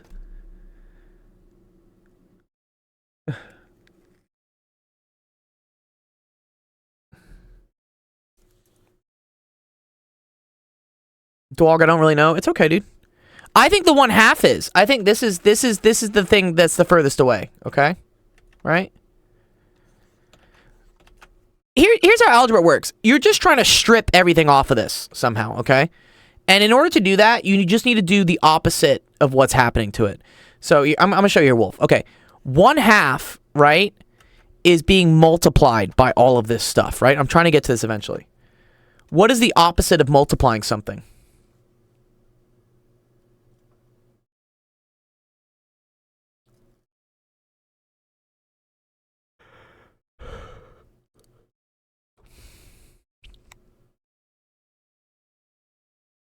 Opposite of multiplying. Do you see how 1/2 here is multiplying by this whole stuff? Dividing. Good. Okay. That's what I'm going to do. I'm going to divide both sides by 1/2. Okay. Nice. Okay, great. So, if I divide both sides by 1/2, right? This is going to go away. And I'm going to have a divided by 1/2. Do you know how to do a divided by 1/2? This is an important skill to have. Do you know how to divide things by fractions? Okay. What you do is they call it like keep, change, flip. Is what I hear this. I hear keep, change, flip. All right. And what that means is I'm going to keep this. I'm going to change this to a multiplying. And then I'm going to flip this to 2/1. What does this become? A times 2/1. I know y'all are used to numbers. Yeah, A2, good. A2, the better way to write this, Wolf, is write this as 2A. Always put the number in front of the letter, if you can. It just makes things nicer, okay? So yeah, so this whole thing now is 2A. This is gone, right? And now we're left with is equal to HB plus C, okay? Your teacher earlier, this is another trick they did, okay? Which was they saw, okay, in order to get rid of the 1/2, I don't have to divide by 1/2. I could also just multiply everything by 2. Because 2 times 1/2 becomes 1. And then I just get the same thing. 2A is equal to this. That's what they're doing. But I don't want to confuse you too much, okay? All right. All right, we're still trying to get to the B here, right? What's like outside the house trying to attack the B? What's happening? The H. What is the H trying to do? It's trying to times. Okay, what's the opposite of times? Divide. Right. So again, I'm just going to divide both sides by H. All right?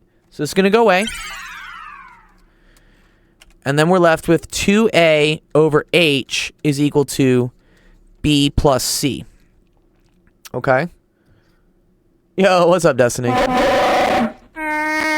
How's life? Doctor. How's life, dog? That's a new one. Doctor. Doctor. Yeah, it's Chewy. Chewy doesn't come out very often. I'm helping a kid with how to do algebra. That's what we're doing. Very cool. Don't let me interrupt. All good. All good. I just watched Interstellar. Oh, that's a great film. Yeah, the Tesseract, dude. Oh my god. Tesseract. Yes, it is. Yes. I don't even know what the Tesseract is. I don't. I need to get someone to talk about Tesseracts on the stream. I think that'd be pretty cool. Is that why the one Infinity Stone is called the Tesseract? Is that actually like a thing? I think it is. I think it is a thing. Up until about an hour ago, I thought that was a term that the Avengers made up. No, it's real. I think a Tesseract is a real thing. Maybe one of the math guys can tell you what the Tesseracts are. Yeah. Is that a math term, guys? That would be pretty cool. Math streamers. Is that a thing? Is a Tesseract a math thing? I think it's a math thing. Okay, nice. All right, here. All right, so do you get this so far, Wolf? Do you get how I divided by H? This went away. Now I have 2A over H, right? Okay. Still, again, we're trying to get to the B. All right. What's the next thing happening? So when you have something here with parentheses and nothing else is outside of it, you can just get rid of these parentheses. Let's just get rid of these. It just makes things prettier, right? Okay, let's do that. Away they go. They don't really do anything. If the parentheses don't do anything, you can get rid of them. What's the last thing happening to this B? Adding. Okay, what's the opposite of adding?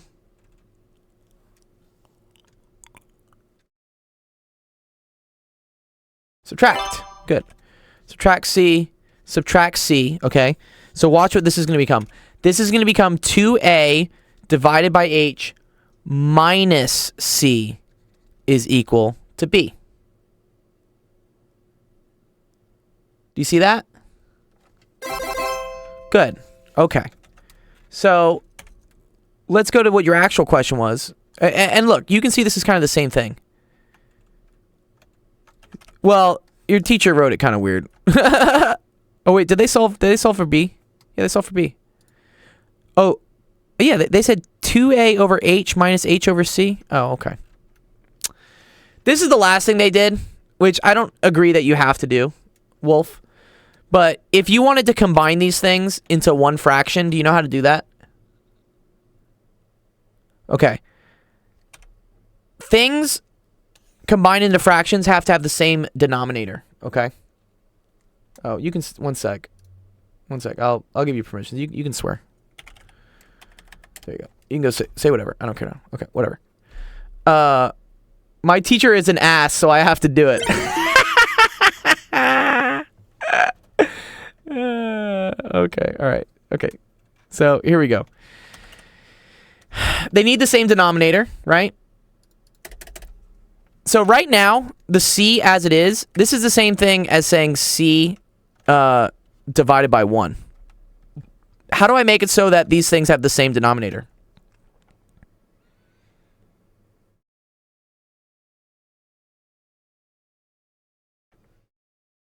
Wrinkle in time. Well, that's cool. You don't know? Okay.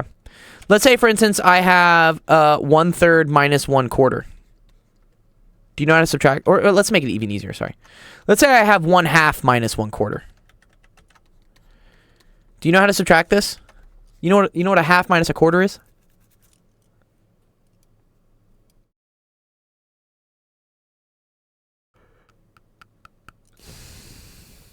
Okay, he doesn't know. It's all right. Okay. What you want to do is you want these things to have the same denominator. So I'm going to see how can I make this thing look like this, all right? The way to do that is to multiply the top and the bottom both by 2. Okay? Because watch what... And this is the rule. Whatever you multiply the bottom by, you have to multiply the top by as well. So this would become 2 over 2 times 2, which is 4, minus 1 over 4. Now this should make more sense, right? 2/4 minus 1/4 is how many fourths?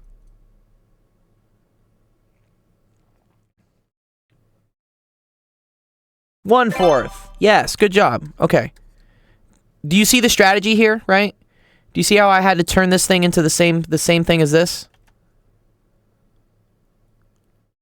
And I did it by multiplying the top and bottom by something to get that? Yeah, kinda. Okay. Well, it's kind of the same thing here, right? This has an H. This has a 1. Okay? So I want this to have an H on it. Right?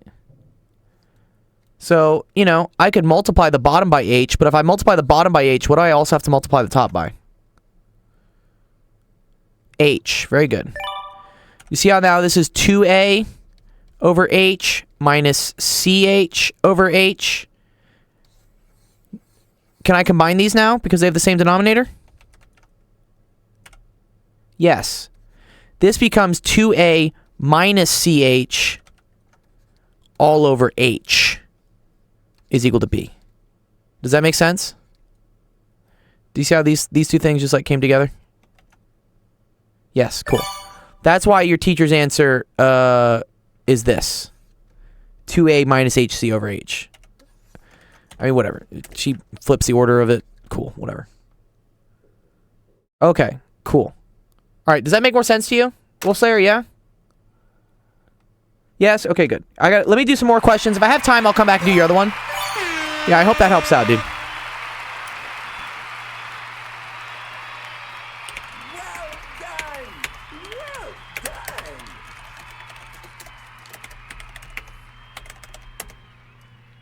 Nice.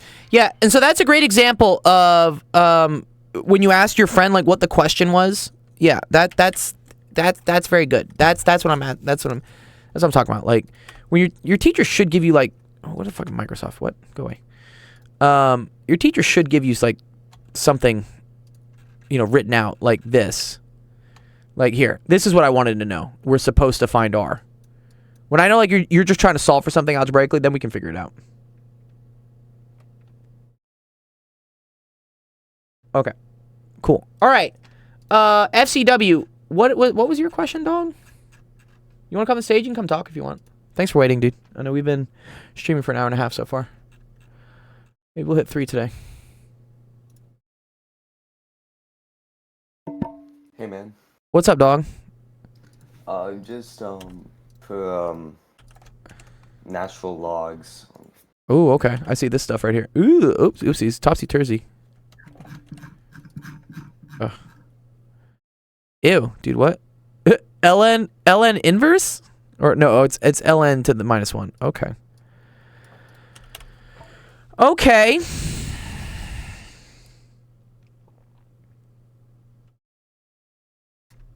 Sure, monkey. Yeah. I just learned it today. I have to use like Euler's number. Yeah, that's just an e. That's just an e. Just e to the sum. Well, ooh, that's way too big. Yeah. So what we learn here, right, is that ln is the same thing as like log base e. Like ln of x is log base e of x. Is all they're saying. Okay. Oh, sorry. My dad was talking to me. Can you repeat that? You're okay. So ln of x is the same thing as the log base e of x. Have you seen this before? Yeah. Where e is Euler's number. I think math people will get mad. They're gonna call it like Euler's. They say it's like Euler's number. I know. I'll cut Euler. Whatever. I think Euler's fine. Use interchangeably. I think I like Euler, honestly. Okay. All right. Okay. So this is actually kind of similar to the last question I was working on with the other kid. If you're trying to solve for something, start doing shit outside of it first, right? So we'll get to the ln stuff eventually, right? And I assume that this -1 is on this and not on the whole ln. If it was on the whole ln, I think it would be out here. Yeah, I'm pretty sure it's like just on x -1. Good. Okay. All right. So what's the first thing happening to this? What's the outermost thing happening to this x that we're trying to get to? It's multiplied by -2, right? Good. So yeah, let's get rid of that. What do we do? Divide on both sides. Nice. Divide by -2. Divide by -2. Right. Cool. All right. Now this is ln. I'm gonna rewrite this. I just don't like this. 1 over. Oh, actually, you know, I kind of do. I take this back because okay, I see where this is gonna come into play. Okay. And then this is going to be -3. And then what happens to this? There's something special with this. It's flipped because it's Good. divided by negative. Flips. Nice. Flips because divided by negative. Okay, awesome. Okay, great. Okay. What I'm going to do first here is I'm going to use what's called a log rule, which says that if I have the ln of a to the b, this is the same thing as b ln of a. Have you seen this rule before? I don't think I have. Okay. Actually, like that. Yes, b ln of a. Well, here, let me. I'll just tell you all the log rules. There's some really cool ones. So yeah, ln, or I'm just gonna say log for now. And ln just means log base e, and then we'll get into what the things are. So log of a to the b is equal to b log a. Okay. Log of a times b is equal to the log of a plus the log of b. Log of a over b is equal to the log of a minus the log of b. You can actually prove this one based on these two. It's actually pretty cool. If you want to see it real quick, I'll show you. So let's say I have the log of a divided by b. What's another way to write dividing by something but like multiplying?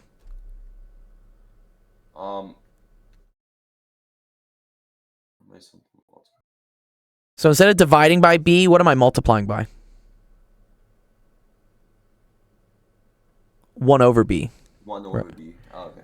Does that make sense? I know I worded it kind of weird, right? Dividing by b is the same thing as multiplying by 1 over b, right? Okay.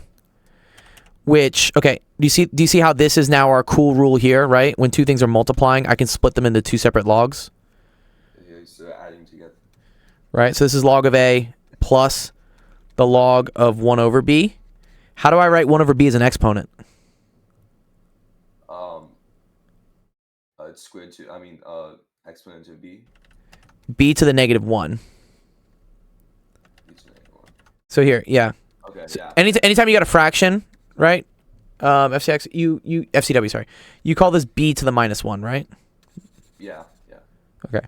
It's okay, like, and also, like, stop me if you're like, wait, fuck, I never learned that. Like, yeah, let me know, because, like, we always want to find, like, where the gaps are, like, where it's, like, the little foundational things that you need to know in order to do math. Yeah.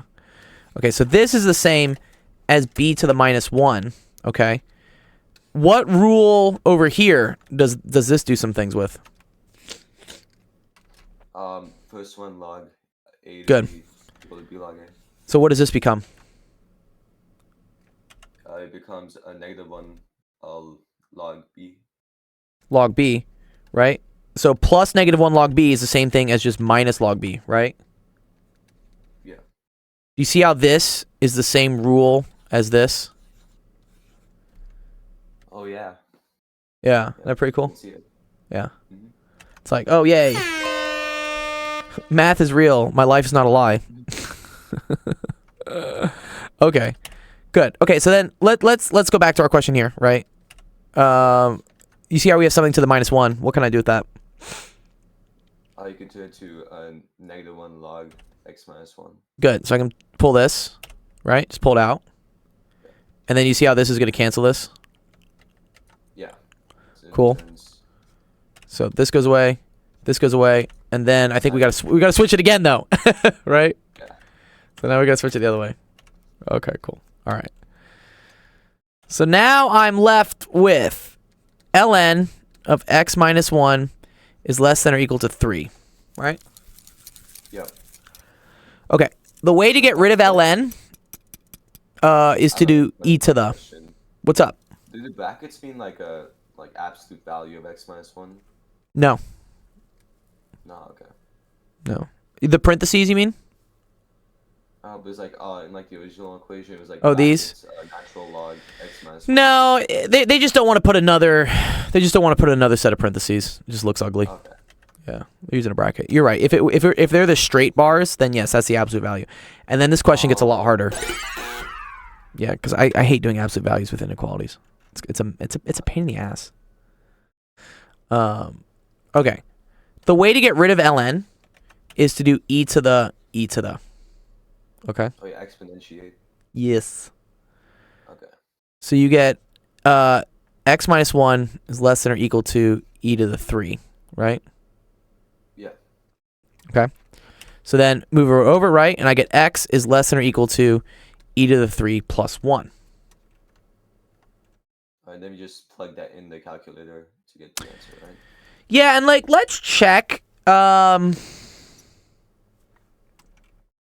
Yeah, I think that makes sense. Yeah. Well, sorry. It's not x equals 2, right? It's just x is less than or equal to e to the 3 plus 1. Yeah, it's just this. Okay.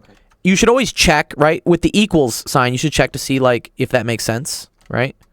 Yeah. So if we do that, right? -2 ln, and then right, it was 1 over, and then this is going to be e to the, what did we say, 3 plus 1? And they'll just say it's equal to 6. Let's just check it, right? So whatever, right? That goes over, becomes -3, and then another minus comes out, makes it 3. So then I have ln of e to the 3 plus 1 is equal to 3, right? Oh wait. It was e to the 3 plus 1 minus 1. My bad. Because this was x minus 1, but this is e to the 3 plus 1 for x. Does that make sense, FCW? Sorry. I made a oopsies. Could you repeat that? Yes, yeah, sorry. Let me just read it. No, I hate when I fuck up, dude. I'm like, no. No, it's just like, it's bad. It's like, I just want to erase myself, dude. Okay. All right. -2 ln, and then this is, instead of x, I'm going to write e to the 3 plus 1, because that's what x was, minus 1, right? All the -1, less than or equal to 6. Or we're going to say it's just equal to 6. We're just going to check the boundary, just make sure it works. So this goes away, right? And this becomes -3. And then we're left with ln of 1 plus 1 is, plus 1 minus 1 is just 0. So this is going to be e to the 3 to the negative 1, which is the same thing as e to the negative 3, right? Is equal to negative 3. I just had this exponent like hit this one as well. And then doesn't the natural logs and Euler's number like cancel each other out? Yes, but you want to pull this thing out first. You want to pull the -3 out first. That's the rule. Yeah, this, right, just becomes 1. And then, yeah, good. You get negative 3 is equal to negative 3. Okay, so like that's means everything is correct. Yeah, it means we're good. Yeah. Okay. Yes, cool. Thanks, Jeff. +1. Okay, thank you. You're welcome, dude. Nice. Where's my clapping animation? Here we go.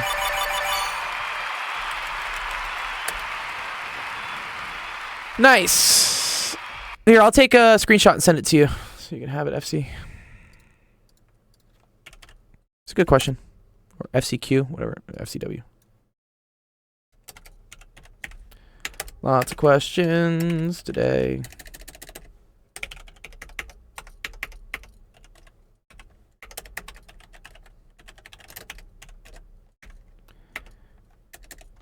For sure.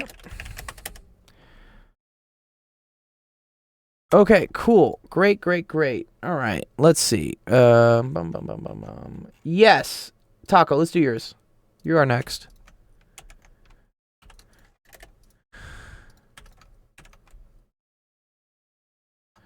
You know what I'm going to do, actually? I'm going to have you balance something that's harder, Taco. Taco, are you here?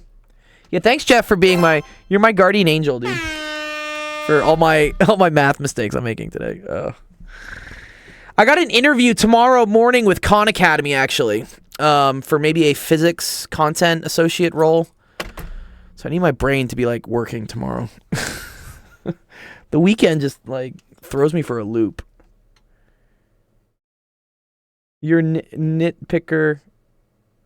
Khan Academy, yeah, we'll see. Trying to get them to give us some more money. Or just a money, you know. Okay, yeah, Monkey, let's do here. I want to do like a hard one that I've done. Let me see. I did this on my TikTok at one point. Let me just grab it.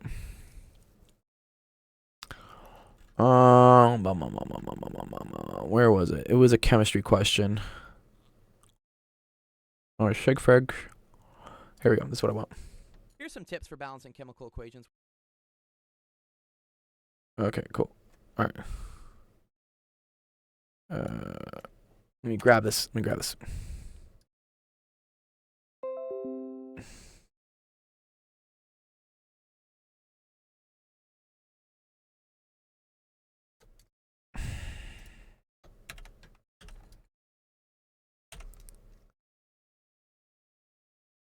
All right.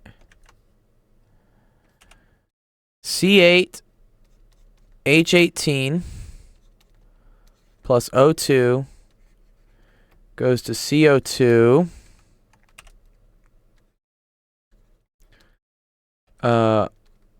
plus H2O. All right, this is a good one to try and balance. I like this one. This is a good one. Okay. This is the combustion of gasoline, which is actually cool. So this is the equation for how, like, we burn shit. Yeah. Oh, yeah. Good to see you, not your friend. Have fun at school, man. Okay, Monkey. How do we do this? How do we do it?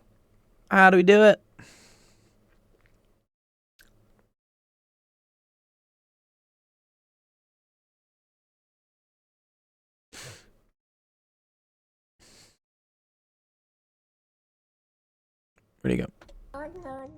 Monkey, where you at, dude? Oh, there you go. He's got it. Okay. Just put variables in front of each term and solve simultaneous equations. Yeah. That would get tricky, dude. What? That'd be so many variables. Okay. All right. Yes. Let's try to balance this, Monkey, dude. How do I balance this?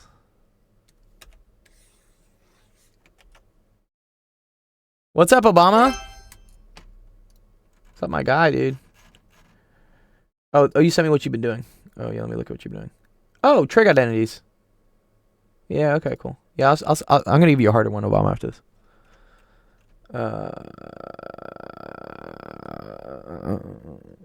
We got to do the chart. Yes, we do got to do the chart. All right, let's do C, H, O. C, H, O. Okay. How many carbons do I have right now on this side?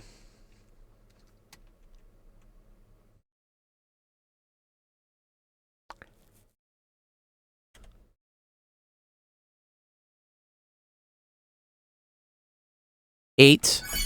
Yes. How many hydrogens?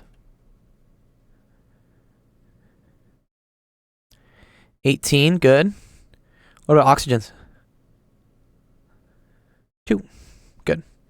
All right, so over here, right, we got 1. We got 2. How many oxygens do we have? O is 3. Very good. Okay. What do we want to try to balance first? What do we want to try to balance first? I always like to try to balance the most complicated thing, right? Also, like, kind of general rule of thumb is, like, anytime you have something by itself, balance that last.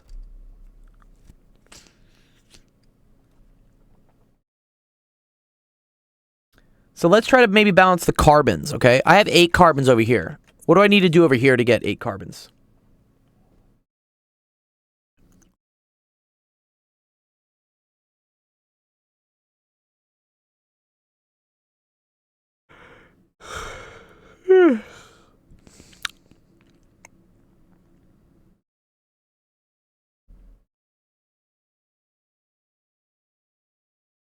He says, put an 8 in front of it.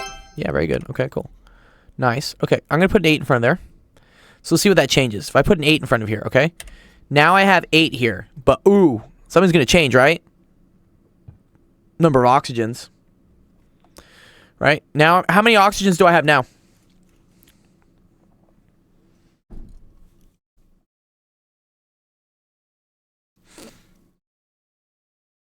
Oxygen is 17. Good, right? You got 8 times 2, 16, plus 1 over here. So now I got 17. Okay.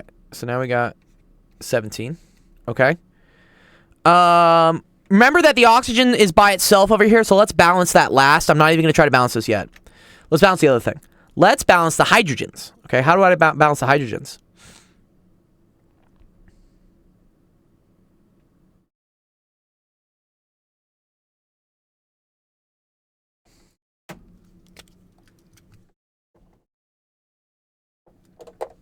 Hydrogen, he says,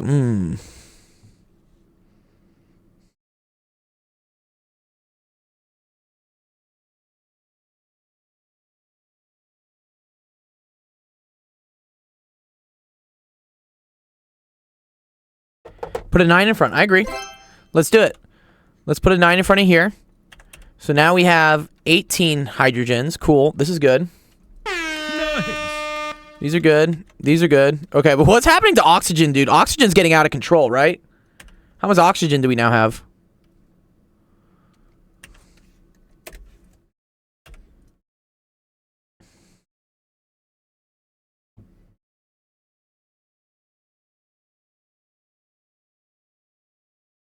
$25. Very good.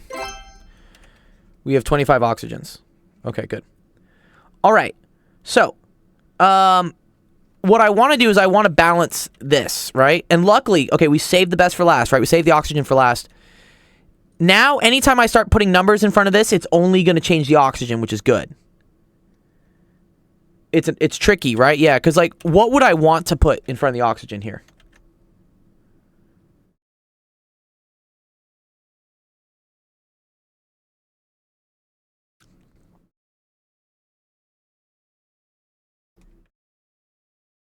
$12.5. Exactly. Okay. Another way to write 12.5 is to say 25 divided by 2. Okay. And this is kind of a trick I show. Whenever you need like a certain number of things, put the amount you want, and then on the denominator, put whatever the subscript is here. Because these things will cancel. And then you'll just get the 25 that you want. That's the trick. Yeah. I know it's technically 12.5, but this will get tricky sometimes when, like, let's say, for instance, this was like 03. Then you need this to be 25 over 3.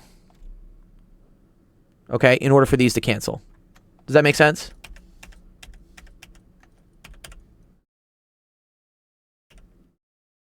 Okay, so we're going to say 25 over 2. Okay. So, technically, this is balanced. The only issue is that in chemistry, we're not allowed to have fractions. No. Okay? So what can I do to get rid of this fraction?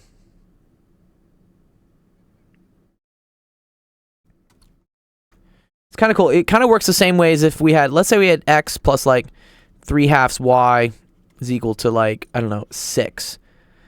And I wanted to get rid of the fraction here. Or let's say like 6 plus z. How would I get rid of the 2 on the bottom there?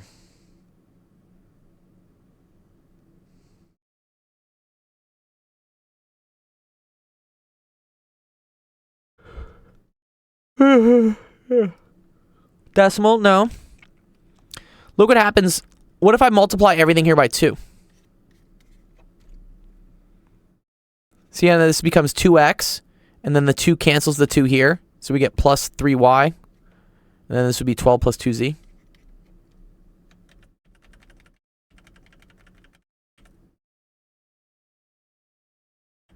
Like, one way to get rid of denominators is to multiply it on the numerator, okay? But in algebra, right, if I multiply something by a number, I have to do it on both sides. So I'm going to multiply everything by 2.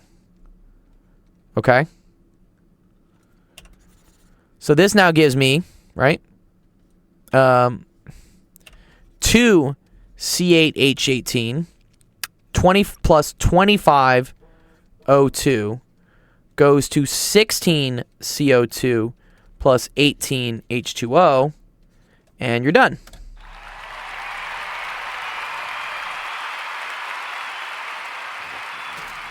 Yeah, it's a pretty cool trick. Well done! Well done!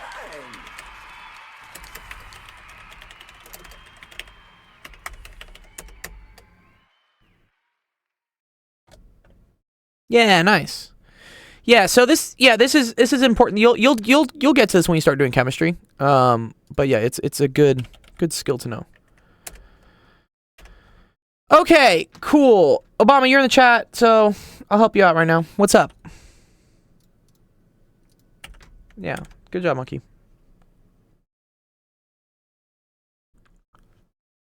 Let me add him. Oh boy. Yo. There he is. What's up, dude? What's up? All right, trig identities? This is what you're doing? Doing some crazy trig identities? Yeah. You said you're gonna teach me like the next step or something. Yeah, I'm gonna teach you the next step. Yeah. I'm trying to think what I want to do with you though. What's up, Sensation? Sensation Black, new name soon? Sorry, Sensation, what's your new name soon, dude? What? One sec. Let me find you a question, Obama, real quick. Because let me think. After you do trig identities, have you done inverse trig stuff yet? No, I don't think so. Okay, cool. Yeah, let me teach you that. Okay. I mean, you know what, like, sine and cosine of, like, a right triangle is, right? Or do you? Nah. No? Okay. I love that they now make it so they have the angles on this. This is super cool. So glad they did this. Okay, cool. This is a right angle, or right triangle, right? Mm-hmm. Okay. Which can have various sides to it, right? So, yeah. Let's say we had a triangle that had a side of,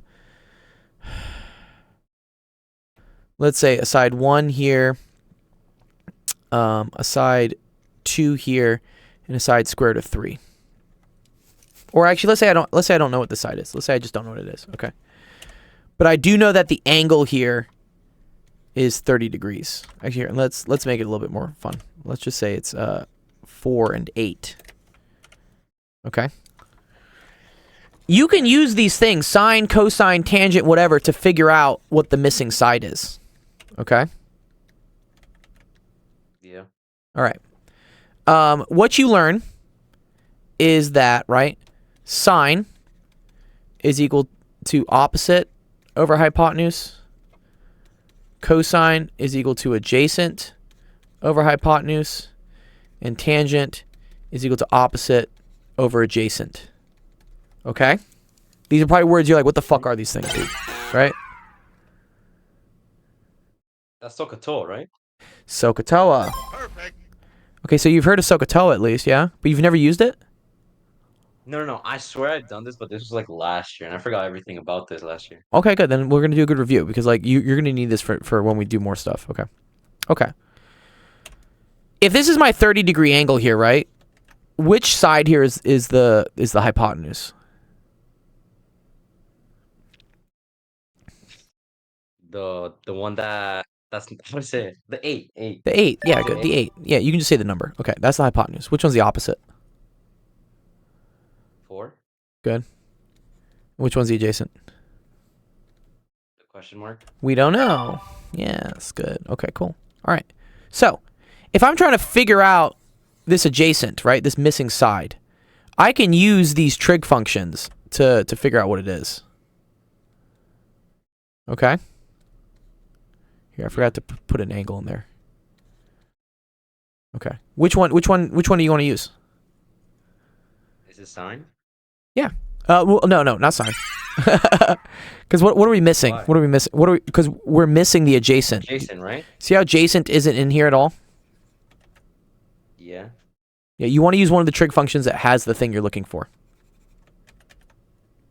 Then cosine. All right, let's use cosine. Okay, so I'm going to say the cosine of what? What angle are we looking at? 8. The No, hypotenuse. 30 degrees. Oh. Cosine of theta. Theta is the angle. This is theta. Okay. The cosine of this angle is equal to a ratio of the sides. Which ratio of the sides is it? The fraction. It's a fraction, yeah. But what sides? Is the question mark over 8? Good. Let's just call that x over 8. Okay. Do you see now that you could solve for what x is? Yeah. How can I do it? Never mind. I don't know. Wait, what? Don't you just plug it into a calculator? That's what I do. Yeah. But you need to do something first. I would do something first. You want to get this thing by itself. It's been the theme the whole theme of this. Yeah, multiply by what? X. No. No.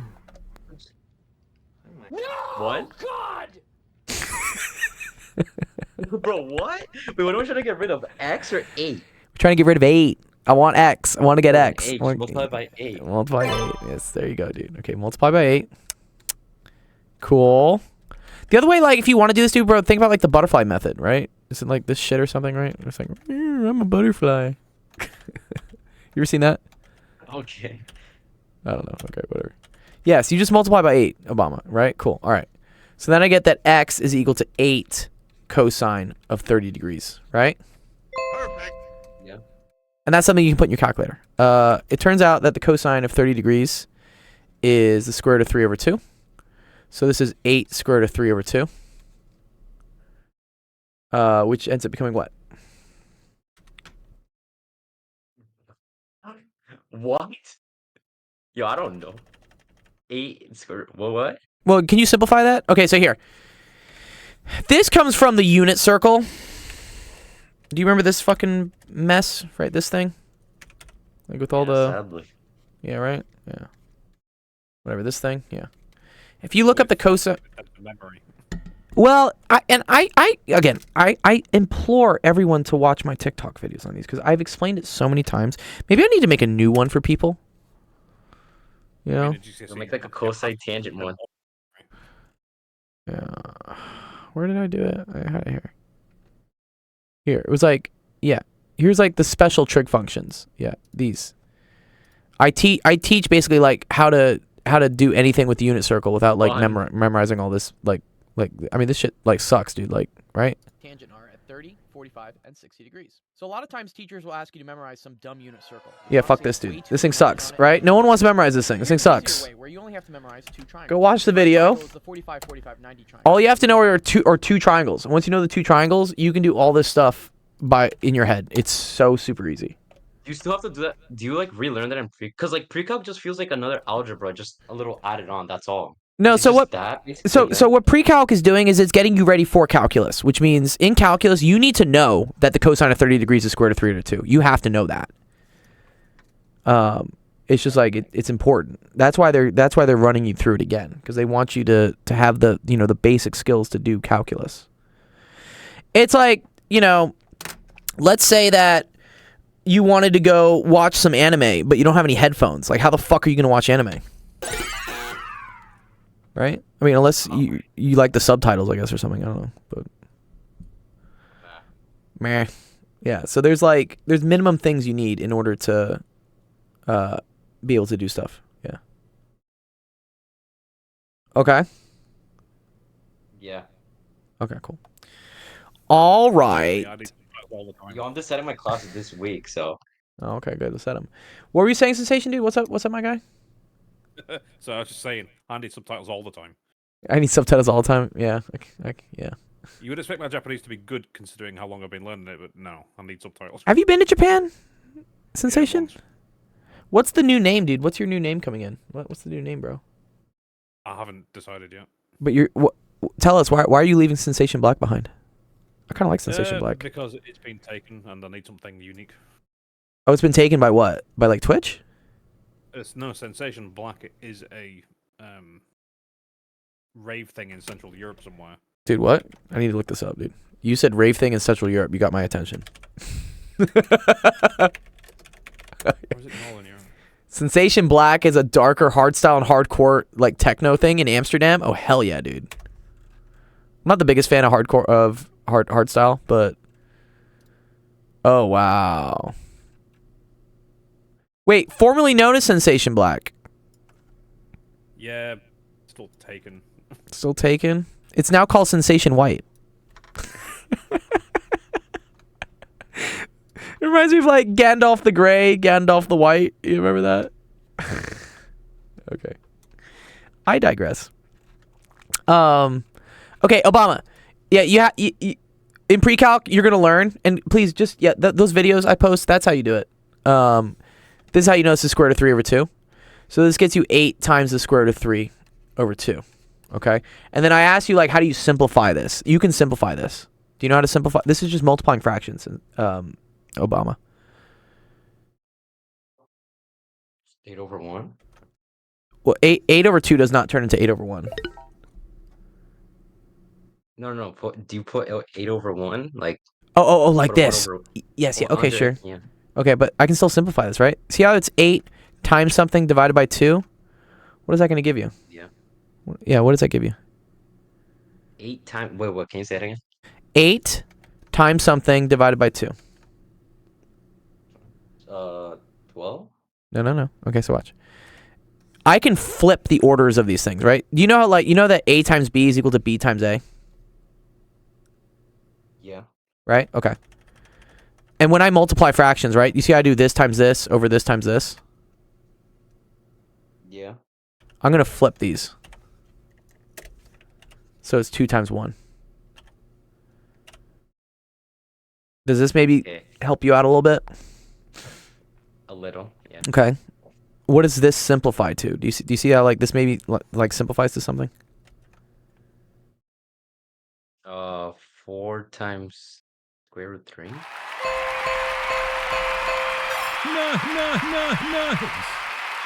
Yes. Yes. That's what I want you to see. So 8 squared, like, if we have 8 times the square root of 3 over 2, intuitively, you should be able to just see that this will cancel to just become 4. This will become 1, and then it's 4 square root of 3. Okay. Right? Mm-hmm. Okay, nice. Cool. All right, that's enough learning for today. But come by and let me teach you more of this. Obama, you need help with this. Like, let me help you, please. I truly do. Last year, I think I barely. This is the quarter I got a C on. Then yeah, okay, so here, little heads up, little you know, Dr. Gold advice time. You can't just forget this shit. No. You can't just be like, oh, I didn't learn it, I don't need to use it again. Math doesn't work like that, right? I know in history class or like whatever the fuck you're like, oh, I memorized like George Washington had 19 teeth or something. Like, who cares? that's not necessary, right? In order to go to another history class about, like, I don't know, China or something. Math all builds on itself. The stuff you learn in every class gets used in the next class. So if you do badly in one of your earlier classes, you're gonna get fucked when you get to the higher class. So don't do that. You know, like let's help you out. So I can tell there's some core things here, Obama, that you should know, and it's okay that you don't. Geometry, because I absolutely did not pay attention to geometry. Not a single thing. And I agree. You saw me ranting at geometry earlier today. Like I have my qualms with geometry. And actually, okay, out of all the math classes, if I had to pick one that I had to, like, I don't know, black out and not learn anything in, it would be geometry, because I don't think it gets used as much as everything else does. But it's still important because, yeah, similar triangles come up a lot. But all those fucking proving, like, angle shit, like, dude, fuck that, dude. That's just fucking just theorems and whatever. I used to get drunk before my numerical methods class, lol. Penn Center, you want to know a funny joke? During my, it was my plasma physics final, the teacher said we could bring in anything to the exam. Literally anything. That's how hard it was. He's like, I don't care what you bring. Like, you're still gonna get, like, screwed. So I brought in a bottle of Jack. Brought a fucking bottle of whiskey into my exam. And I said, yes. I know, yeah. Actually, I think it was Johnny Walker Double Black is what it was. Jack's a little cheap. But yeah, I was like, I'm gonna bring some liquor into this exam because that's the only way I'm getting through this. Yeah. What happened? I passed. You know, it was okay. I mean, once you get to grad school, man. Yeah, he said you could bring anything. So I said, I'm bring a fucking drink. Like what? Like, yeah, I gave it to my classmates and stuff. It was kind of fun. Yeah. Yeah, I don't think, would they still allow that? You know what? I don't know in today's culture if they would. I don't think a lot of what I did as a kid would be, like, allowed in today's culture. But yeah, when I went to grad school, it was okay. I'm sure nowadays maybe someone would complain and, like, throw it up on YouTube and they would make some, like, yeah, you know, Irma Gerd, like, UCLA alcoholics or something. And I'm just like, hey, chill. Like, hey, Monkey. Yeah, Monkey's here. Yeah. Yeah, we can't do that anymore. You know, we had okay, another little story time thing. My advisor in undergrad for physics used to have this tree, like, in a pot, and it was just filled with wine corks, like, just an intense amount of wine corks. Must have been like 60, 70 of them. Like, it filled up a whole fucking thing of it. And then above it was like a letter, like he had stapled on the wall. And it was a complaint from the department telling them you can't drink wine in your office. Like, there's no alcohol out on campus. You can't drink wine in your office. And he had the thing with all the corks to show how much, like, he just didn't give a shit. He was just like, he's like, I'm tenured. They can't do anything to me. What? Like, it's a unique thing about being a professor is that they really can't fire you. And that's how crazy it is. But you have to get tenure to become a professor it's an insane journey. But once you get to it, yeah, they really can't fire you. Especially if you have a Nobel Prize or something, then they really can't fire you. You can get away with a lot of shit. I remember another story about what was it? One of my friends was saying they had an experiment they were running in Japan or something, and it was some real sensitive, like, physics stuff they were trying to detect, and then they kept noticing that their experiment smelled like piss, like something was pissing on their experiment, and they were like, this is kind of weird and whatnot. So at some point and it was ruining the data and things, so they set up a camera to, like, watch their experiment, like a hidden camera, and eventually, they caught what was happening. And so they go to, like, the dean of the school and they say, hey, like, there's something, like, really messed up here. Like, someone's doing some fucked up shit. We just need to know that, like, you're going to fire this person if we tell you what they did. And he's like, well, what do they do? And they're like, you have to promise us you're going to fire him. Like, this person is caught on camera urinating on our experiment because they hate us. Like, there's some pettiness within science sometimes. And accurate Dean voice, yeah, thanks for the baby voice. And they show it to him, and it ends up being this, like, Nobel Prize winning, like, physicist at the university. And the guy's like, that's fucked up, but I'm sorry. I can't fire him. And I was like, what? This is a guy like literally like urinating on somebody else's experiment. Literally like taking the piss out of it. Yeah, and they couldn't fire him. They're just like, we can't. And you get this, man. Like with a lot of geniuses, especially in science, come a couple like behavioral issues. I guess because they focus on other things. So yeah, but he was a genius, a Nobel Prize winner, so they couldn't really fire him. So they didn't. Yeah. I'd have fired him out of a fucking cannon. Yeah, I know, but like for whatever, like, you know, in the university lore of like once you're tenured, and especially if you have a Nobel Prize, you're untouchable. Yeah, it's so gross. It's not a problem here. Oh, is it not in the UK? Maybe you can fire people. In the US, you can't. Really can't. I've never heard of tenure in this country, like ever. Oh, interesting. Yeah, tenure is a huge thing in the US. It's nuts. Of a capitalist eventuality. Yeah, well, yeah, it is capitalist, right? Yeah, it's keep the ruling class above. You know, dude, grad school is a whole pyramid scheme, I say, anyways, right? It's a big pyramid scheme. I was gonna say I don't know why you're complaining about class problems because England, well, no, not England. All of the countries in the UK have massive class problems. Yeah. I mean, we have some big class problems too, honestly. I mean, I see it when I go out. Ponzi what? Yeah, dude, it is. What is Penn Senator says, I tell people that managing wineries of teenagers was easier than managing my department. Oh, wow. My employees were all 19 and easier to manage. Yeah, they're moldable, I guess. But yeah, once people get older, they get kind of stuck in their ways. They don't really want to like change. And yeah, if they were used to like, oh, back in my day, we used to slap women and tell them to make us sandwiches, like, you know, because that's what they did, I guess, in the 50s and 60s. Like, you're telling them nowadays they can't do it, and they're super stubborn. Not that you should do those things. No. So you slap your wife with a sandwich, right? Got it. She has to make the sandwich for you, then you slap her. That's terrible. With the sandwich. All right.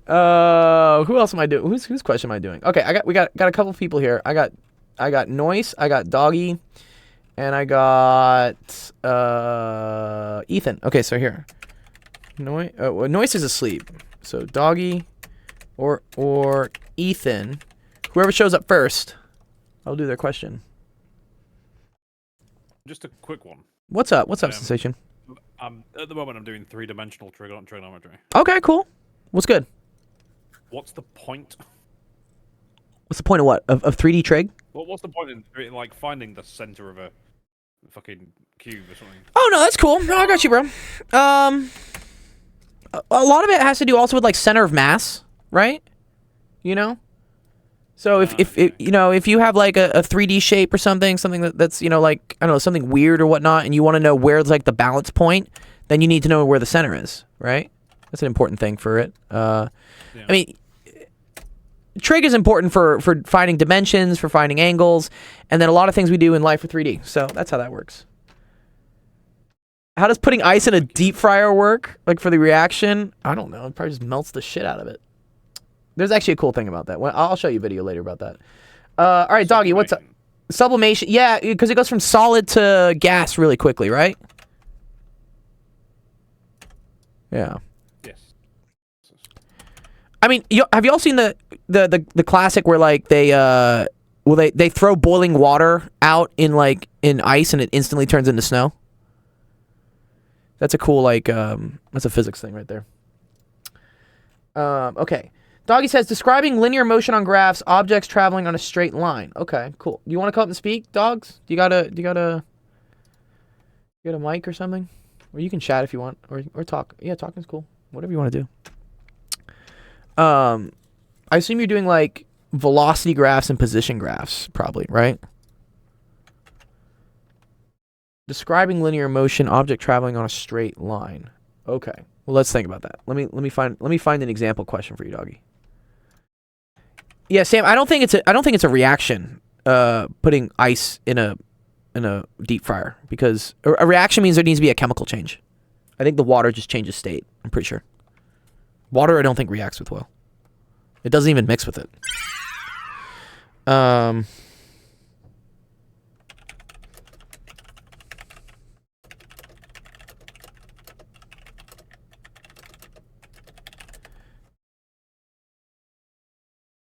Oh, okay. That's cool. Yeah, no, that's fine. Totally cool. Let me get an example question for you, dog. Yeah, you can chat. That's totally cool. Okay.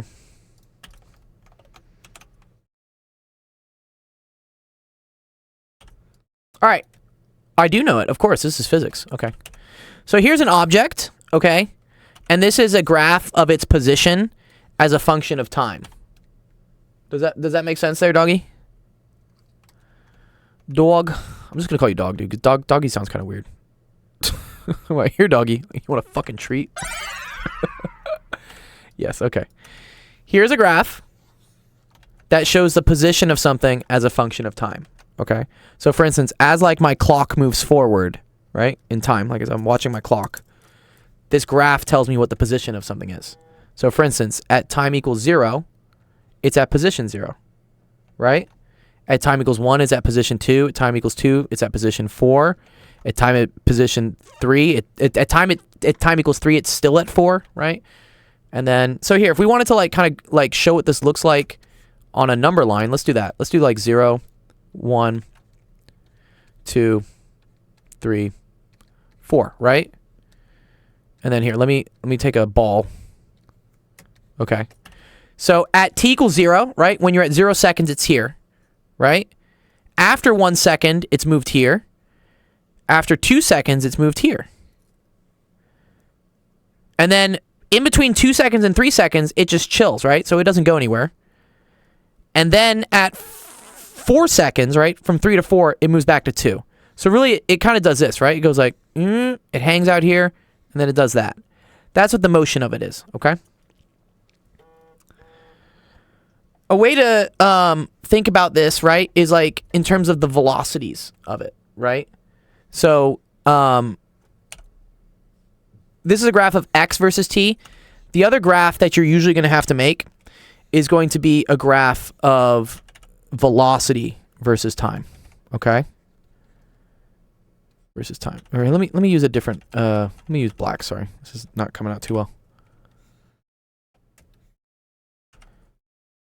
This is velocity. So dog, if your teacher asks you, for instance, to describe the motion, you would say, okay, cool. It moves at a constant speed from 0 to 4 in the first 2 seconds. It stays stationary from 2 seconds to 3 seconds, and then it moves backwards at a constant speed from 3 seconds to 4 seconds. The reason why we say constant speed, okay, we're going to get to that, is that speed, which is like velocity, but it just doesn't have direction, is related to the change in this over the change in time. So this is what we say. So velocity is equal to the change in position over the change in time, okay? Which if a graph is position versus time, do you see how this is the same thing as delta y over delta x? What is delta y over delta x in math? What is that?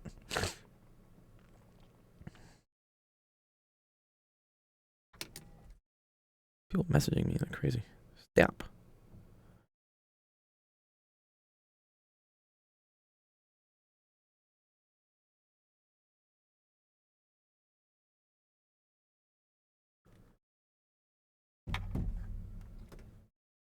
Oh, I think you remember.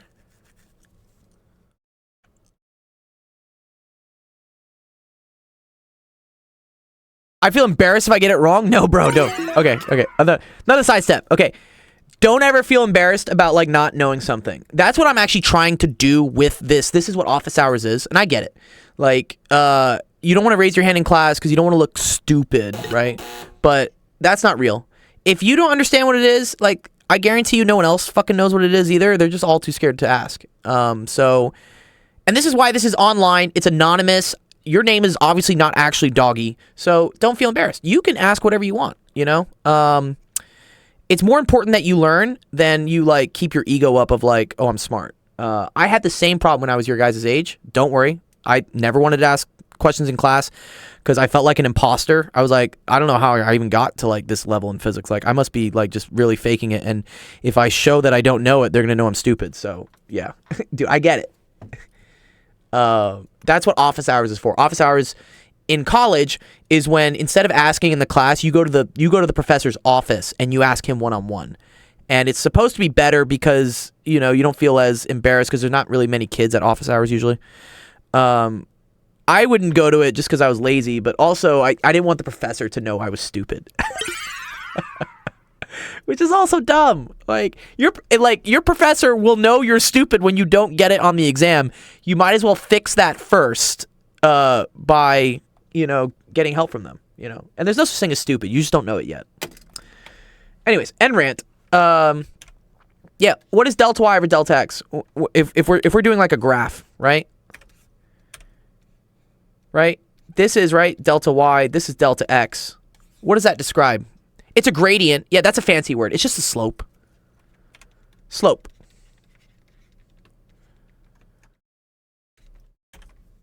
X graph, okay? That's all it is. Yeah, it's the slope. Yeah, no fancy words here. Yeah. I should put like something in the stream like this is a no fancy math words zone or something. Well, we can use fancy math words. I like explaining them in like simpler terms, but don't feel like you have to always use fancy math words. It's okay. I know gradient is technically the correct term, but we call it the slope. Like that's the one you know, right? Okay. So the slope of this is the velocity. Does that make sense here? So velocity, right, is delta x over delta t, which is the same thing as delta y over delta x. So that's the slope. And look here, do you see, like, let's look at the slope, right, from 0 to 2 seconds, right? What is that slope, if you had to calculate it? See how this is like 0, 0? And then this is 2, 4, like right here. What would that slope be? The derivative. Ooh, Penn Center. Yes, that's an okay word. I allow that one. That one's okay. Nice.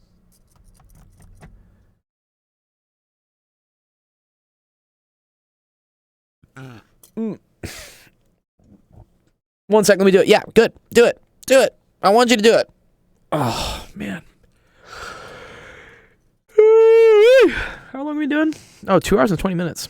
Monday streams are always really long. I'm okay with.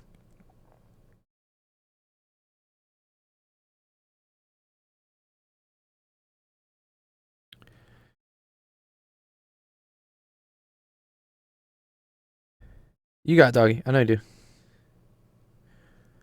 Is it 2? Yes. Yeah. Good.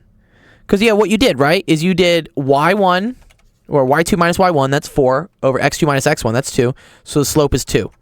And notice that the slope is the same everywhere here, okay?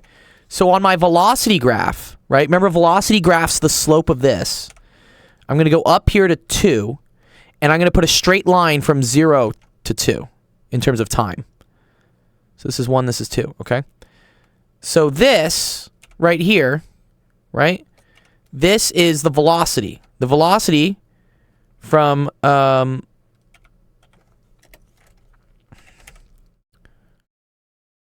0 seconds to 2 seconds is a constant 2. All right. All right. Now let's do this. What's the velocity between 2 seconds and 3 seconds? What's the slope there?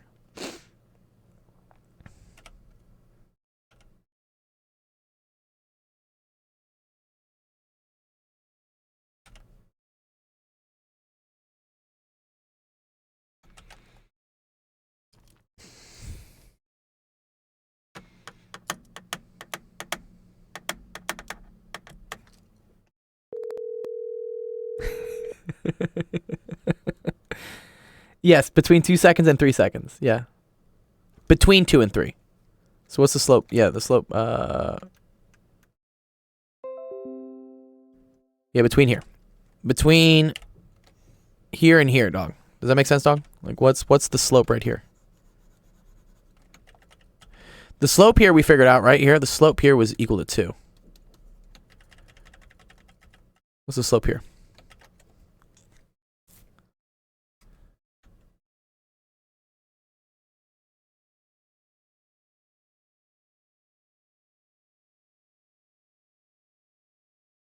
It's okay.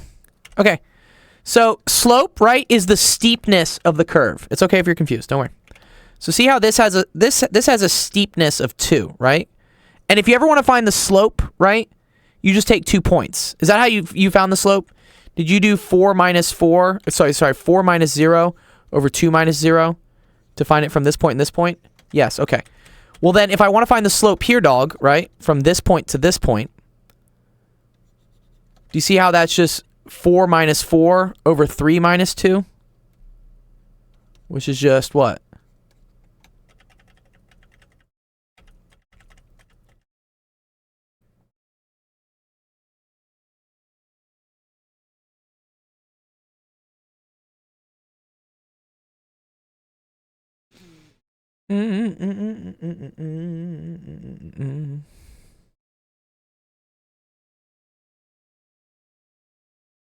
Zero over 1. 0 over 1 is just 0. So the slope here from 2 to 3 is 0, which means the velocity is 0. That's why, like, when we were describing the motion of this thing, right? Remember we said, like, oh, it moves here, and then it just chills here for a second. It's not moving at all. That's what this is. That's it not moving.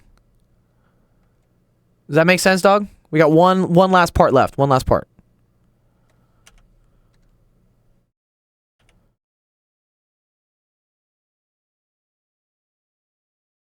Sure. Okay. So, you figured out the slope here, right? We had 2 points, right? I had 2 points. I had 2 comma 4, right? And I had 3 comma 4, right? That was the point here and the point here. When I figured out the slope of that, right? That was y minus y. So that's 4 minus 4 over x minus x. That's 3 minus 2. 0 over 1. 0 divided by anything, as long as it's not 0, is 0. So 0 over 1 is equal to 0.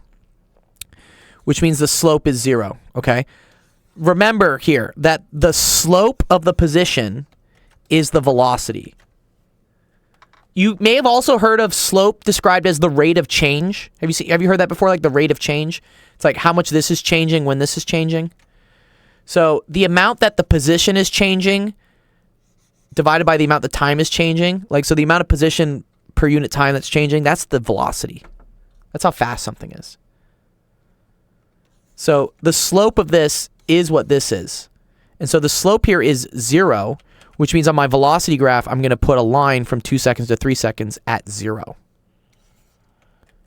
And if you want to visualize that, so here, let's just visualize from here to here so far, right? So for the first 2 seconds, right, it's moving kind of quickly, right? It's moving that at, we're going to say 2 meters per second. That's the speed.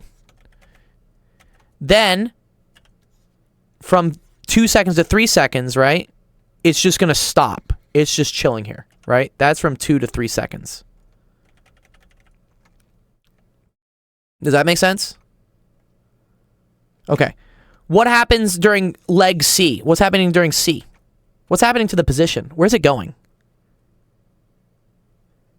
It's going down, right? So it's going to start coming back. Right? So it's going to start coming back. It's going to go from 4, right, all the way back to 2, okay? So we want to draw that on our velocity graph. What's happening with that, right? How can we do that? What is the velocity graph again? What do we know the velocity graph is? How do I get the velocity graph and the position graph? The slope, good. So what's the slope, or the gradient? Yeah, what's the slope here?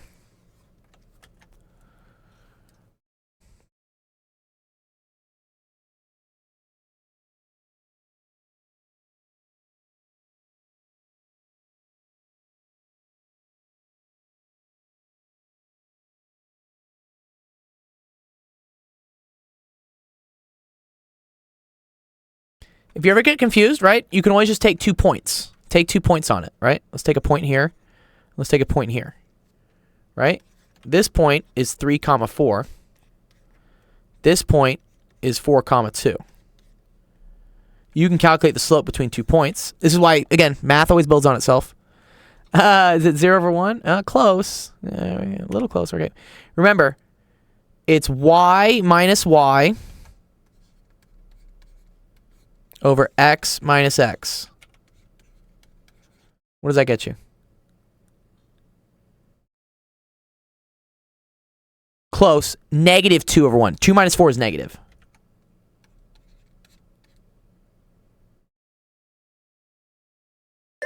All good. Yes, good.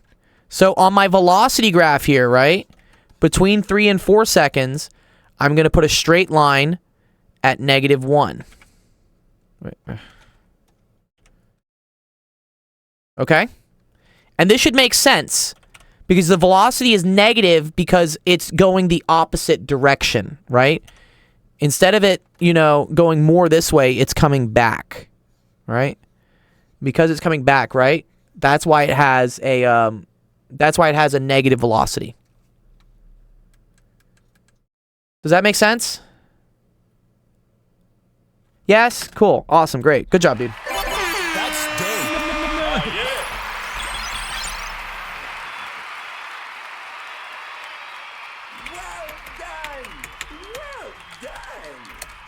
Yeah, you're very welcome. Yeah, please. Yeah, anytime you got stuff like that where you're like, I don't get it, or we're going to learn it next, like, yes, I teach a lot of fucking physics. So I know everything in physics. I know what you're going to learn next. So let me help you out. And, like, we can see there's a bunch of, like, small little things that I know you guys did not learn because of COVID and all the online learning, right? Where they're like, oh, turn on your webcam. No one turns on the webcams. I know what you all did. Y'all didn't learn shit. I know you didn't. It's okay. We were not ready for the pandemic. But the whole point of this whole stream and stuff is to patch those holes so that you don't get, like, screwed in later classes. So, yeah. Plus you get prizes. Yeah, right? I think you got your Steam gift card yesterday or something, or today? I forget. What are you gonna buy with it? I always ask the students, like, what are they buying with their gift cards? It's kind of fun. I think I need to get Helldivers. Apparently that game is dope. I was going to say, kids, don't worry. You've only lost a couple of years. I've lost 20. Waited for Hades to get on sale. Yeah. A couple of years, you've waited 20, Sensation. Yeah, dude. As long as you do it. What's this game? It's called Hades? Steam? Hades? Is it something like this? Hades 2? This looks pretty cool. What's this game? Ooh. Oh, Hades 1 isn't out yet. Hades. Hades 1 Steam game. Hades, there we go. Oh, okay. Nice. Cool. Well, yeah. If you get tier 2, that's a $20 gift card, so that'll be $30 so total. So yeah, you could then buy it. You can play it. That's great. I love that. Always encourage people to play new games and stuff. That's actually what, like, the tier 3 reward is. I'll buy you any game as long as it's like under $60. I bought someone Madden the other day. It's on sale. Okay, cool. Yes. What is Ethan doing? Ethan, are you here, dude? What's up, Ethan? Ethan's probably our last question of the day. Hades is hella. Yeah. Is it dope, Ian? What type of game is it? What type of game is Hades? 1 second. I gotta see. Hades Steam game. I'll just play the trailer. They usually have a good trailer on it. Let's see. This looks like some anime stuff. Like, where's some, like, actual gameplay? Oh, okay. Ah, okay, cool. It's like almost like a Baldur's Gate kind of, but probably not as complicated. Stupid boy. I told you nobody. What's up, Ethan? Yeah, good to see you, dude. It's an AR. What is ARPG, dude? What is that, Ian Stucky? What do you call an ARPG?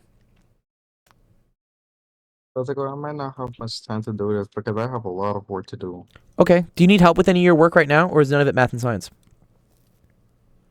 Well, there were some people who did ask questions that I was going to ask, so it's not really that much. Okay. Oh, because Wolf Slayer? Did Wolf Slayer ask a question? Was that the one that we went over? Yeah. Nice. Do you want to do a practice one like Wolf Slayer did, just to make sure you know how to do it? Yeah. Okay, let's just thing, though. Yeah. What's up, dude? Or you mean just one question? Oh, action RPG. Okay, nice. Yeah, I like Diablo. Diablo's great. Okay, yeah, that's it. Okay, here, let's do it. All right. Okay, let's make a fun one. Let's say, what do I want to do here? Okay, let's say the volume of a cube, right, is equal to 4/3. Or, I want like some weird like thing. What's some weird one? Let's see. Volumes of shapes equations. I want to use any general formula, right? Like, I know, but maybe I want something something with like some fun for stuff on physics. it, dude. Like where's some weird ones? I want something that has like a bunch of pluses and minuses in it or something. Yes, there we go. Awesome. Yeah, love this. Here we go. Let's get weird. What's up, Twitch? See, we've got 20 viewers here. Nice. If you found us on Twitch from wherever, one of our cool math streamers and stuff, go check them out. They're awesome. Here are all their Twitch streams. We have a whole schedule that all throughout the week you can learn all sorts of cool math and stuff. I tutor everything math, science, middle school through upper high school, like maybe a couple first year, 2 years of college. If you have any questions, join our Discord. There's a link that gets spammed all the time, or you can see it. It's like right there. So that's the best way to get help with your questions. All right. Yeah, okay, look. Here's an octagonal prism. This looks pretty cool, right? Doesn't it, Ethan? Yeah. Yeah, right? This kind of looks like a pool or something, right? Or actually, no, let's do this. Let's do the trapezoid. Let's do the trapezoid. So here, the volume of a trapezoidal prism is equal to 1/2 A plus B times H times L. Okay? And I want you to solve for B. How am I going to solve for B here? Hold on. Give me a little. I'm texting someone here. Okay. Oh. What are you doing? What are you doing? Nothing. Me? Just hanging around. All right. Ready? Say that again. Okay, so here's the equation for the volume of a trapezoidal prism, and I want to solve for B. How do we solve for B? So, maybe you could get rid of the fraction. Yeah, let's get rid of the fraction. How do I get rid of the fraction? Multiply it by 2. Good. Nice. So we're gonna multiply both sides by 2, right? So here, let's take this down. Yeah, that's funny. I was teaching Wolf, right, how to divide fractions. I don't think he knew how to divide fractions, which is good. I mean, Yeah, that's we the whole were point of going this over stream that is to in like class. figure out what you don't know and like fix it. What were you gonna say, Ethan? Sorry, say it again. Yeah, I guess so. Yeah. I guess like look, we were thinking the same thing, so we should learn the same level. I guess he didn't know. Well, no, but everyone's different, right? Everyone learns at a different rate, and everyone has different experiences. Like you haven't lived the same life that your friend has, so Yeah, maybe I get it. he was sick when like your teacher went over dividing fractions. I agree that you should all know the same thing, but He wasn't sick. He was well, not sick. I don't know. Okay, you're right. Okay, so this goes away, right? Goodbye. Right? Okay, cool. Now we're left with this. V is equal to A plus B times HL. All right, what do we do next? Hold on. Wait. I would actually follow a rule of distributing, but the H and the L are on the opposite side. Yeah, we want to solve for B. I mean, you could. This is okay. You could distribute this in, and that's totally legal if you want to, but it would make things messier. Because remember, we're just trying to get to this, right? Fine. So instead of like distributing this and making this like a whole mess, let's just attack stuff on the outside, right? What's the stuff we're trying to get rid of? Wait, sorry, say that again? What are we trying to get rid of here, right? I'm trying to solve for this. We're trying to solve it. So we're supposed to get rid of A, H, and L. Good. Which one am I going to get rid of first? Maybe the A? Well, getting rid of the A would be difficult, right? Because how would I get rid of the A? I really do not know. Just minus A on both sides or something? Right, but minusing A, minus is on the outside. You can't just insert it in here. You can't do that. No. Can't do that. It would have to go on the outside, right? And then you have this thing in the way, which is like is a mess, okay? Let's get these things out of the way first. How do we get these things out of the way? The divide on both Good. sides? Nice. Yeah, by what? HL. Good. Good. This goes away. Now we're left with V over HL is equal to A plus B. Okay, we're very close, right? What do I do next? Now you can minus A, since it'll make it a lot more smoother. Good. You can also get rid of these parentheses. We don't need these parentheses anymore. Because they're not doing anything. It's just two things. They're not doing anything. Good. So you can minus A. Okay?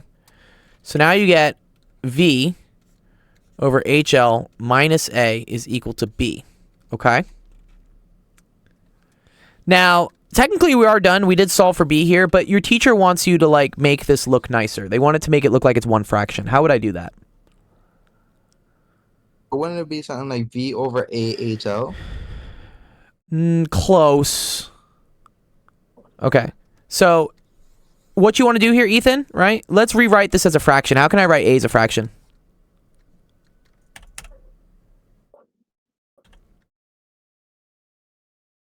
I feel like this has something to do with laws of indices. No, not indices. It's not laws of indices. That's exponents. We don't have any exponents here. Okay then, whatever. All right. It's okay. This is just subtracting fractions, right? How can I write A as a fraction? Oh wait, 1 over A. Right? A over 1. A over 1. Yes. Good job. Wait, is that Cypher? Cypher? Yeah, you're Mr. Pink. Yeah, you're the only person that's Mr. Pink, Cypher. What's up, Cypher, dude? What's going on, dude? Okay. Come on the stage. Come say hi. Okay, once I have this, right? How do I get these two things to subtract each other? What do they have to have in order to subtract fractions? Hell yeah, brother. I didn't get that clear. What? I didn't hear you much. What? I want to subtract two fractions here. How do I subtract those two fractions from each other? What do they have to have that's the same? Lowest common multiple? Yes. I mean, that's a nice word, but they have to have the same denominator. That's what they have to have. They didn't even got that. So don't they gotta be something like, just isn't it just HL since they can just, I don't know. Well, Yeah. and Yeah, they multiply each other and then just go up to HL. I would like for this to have an HL, right? The HL already has a 1 on it, basically. It's just an imaginary 1, Yeah. right? Or not imaginary, but it's like invisible. An imaginary 1 would be like this. We don't want that. Nope. Okay. Yeah. Okay, so I want this to have HL. How am I going to get it to have HL? Wait, what? It didn't make sense. What? How do I make the denominator HL? Don't you multiply HL then? Where? Both sides? What are both sides? Okay, this is really confusing. See, I'm under too much pressure. That's it. It's okay. No pressure, bro. You're chilling. You want to multiply the top and the bottom by HL. That's what I'm... When you say both sides, I don't know if you mean this side and this side, or if you mean the top side and the bottom side. No, I meant like two left and right, not both. No, top no, and no. Bottom. Top and bottom. Yeah. Because this, Ethan, right here, HL over HL, this is the same thing as 1. Nice. You see how it's like the same thing over itself, right? That's just multiplying by 1. Okay, because what this does, right, is this is going to turn the denominator, right, now into HL, and now this is AHL. Okay? Okay. Okay, now I can combine these two things, right? How can I combine these? Wait, which two again? These two fractions. Wait, is that an E? No, Or is it's that an L. ET? It's an L. It's an L. Yeah. That does not look like an L at all. No It's an matter L. what you take it as. L's. I mean, L's in the chat. but, wait. Don't we go back to the same thing where it's like V over HL minus A over... No. V over HL minus A over HL is V minus HL all over HL. Okay then. You see how you combine these? Wow, thanks for the follow, dude. Yeah. Okay. Sick. Good job. That's dope. What up, my boy Cypher? What up, bro? How you doing, man? How's it going, bro, dude? How's your Monday? Happy fucking Monday, dude. Yeah, dude. Fuck I'm yeah, in the dude. fucking army now. You're in the army? I saw, got it, dude. man. All right, good to see you, Ethan, dude. Yeah, What part of the army are you in, Cypher? What are you doing? Like, what is my MOS? Yeah, I guess you're like an ensign. Is that what they call it? Is that like the basic one, or is it private first class or something? I'm trying to remember all the stuff. Private first class is E3. That's like E3. rank. Okay, got you. That's okay. So the pay grade is E1, 2, 3, and then so on. Yes. And it goes like warrant officers, which are O's for some reason. Yes, that's what they But call I'm it. an E2. Officer Training School, right? OST. Officer Ready. I forget what it's called. Yeah, something like that. OTS. OTS. There we go. I thought about going to OTS. But I'm not an officer. Not yet. I am. Not yet. I hope that I don't become an officer. Why? I do not want What? to deal with these fucking trainees. Oh no. Oh, that's cool, man. I'm glad. You graduated school and stuff, yeah? Yes. Hell yeah, dude. I remember earlier you were wanting to just quit school and like go be a roofer, and I was like, no, dude. Make your own career, dude. Make your own life. You got it, dude. And like having a high school degree is like absolutely necessary for that. Yeah. I'm currently in AIT, which is basically college but for the army. That's cool. I'm doing a 6-month college course. What's the So we have course to called? finish it in 6 EMT or some shit. NREMT. ENRT? NREMT or some shit. NREMT. NREMT. So wait, are you like a medical person in the army? Is that what it is? Yes. Oh, I very am a cool. 68 whiskey combat medic combat medic healthcare specialist. Medic specialist. That's dope, dude. Yeah. I've also Oh. lost about 50 pounds. Or Wow. About 40 to 50 pounds. Hell yeah, dude. Dude, that's what the military is great for that, dude. The military will teach you discipline. It will teach you to fucking lose some weight. Cause like, bro, you can't be fat in the military. Well, the army can be, right? You definitely have some fat people in the army, but like, you know, if you want to really like get up there, you can. Just in my fucking company commander, fucking basic. Yeah. Big. Right, but the Marines aren't, right? The Marines, like, you definitely can't be fat. They just won't even let you in if you're fat. I don't know about. I don't really know nothing about the Marines. We don't do nothing with the Marines. Well, I mean, I'm currently at Fort Sam Houston, which is a joint military base. I'm seeing that right And here. it's- Yeah. I see the one in Sam Houston. That's very cool. I forget, we're both from Houston? I grew up in Houston, close to Sam Houston. Sam Houston is in San Antonio. Oh, it's not Sam Houston State. I'm thinking of like the college, Sam Houston State. There's a college called Sam Houston. There is a college called Sam Houston State. Yep, Sam Yeah, Houston State College. That's in Huntsville, Texas. That's a little bit north, but that's cool. Okay, dope. And you like it? You like the combat medical stuff? That's cool. I mean, I like the knowledge part of it. I don't like the army part of it. Oh, you don't like that you have to wake up and like make your bed and then like wake up at 6 a.m. and go run 10 miles and all that shit? I don't wake up at 6 a.m. We wake up at fucking 5 a.m. Tomorrow we got a formation at 5:45. 5? I couldn't do that. I couldn't do that, man. What? No. It's like almost every fucking morning. Yeah. And we're not allowed to have like a bunch of stuff like sugar, like sweets and shit. Is Yeah. considered contraband. Oh, candy's considered so contraband. Yeah. So if we get caught with it, we get like what is it called? Demerits? Or like 100 push-ups? No, it's like it's a piece of paper or counseling. You get counseling. You get counseling. That's nice. Yeah. And so far I haven't gone to counseling yet, but I have I'm very proud of you. Skittles, hot Cheetos, He's got all the contraband. Skittles, Jolly Ranchers, and Werther's Original. My man's stacking up. Well, I mean, whatever, you're in the army, whatever comforts you can have, do it. But you'll find that like that type of food kind of like holds you back, right? Especially if you got to like start, doing more intense like physical stuff. No. Don't get high on your own supply. I've made over $100 in basic just selling this. Oh, you're a contraband street dealer for the candy in the army. Okay. Yeah, dude. Fucking.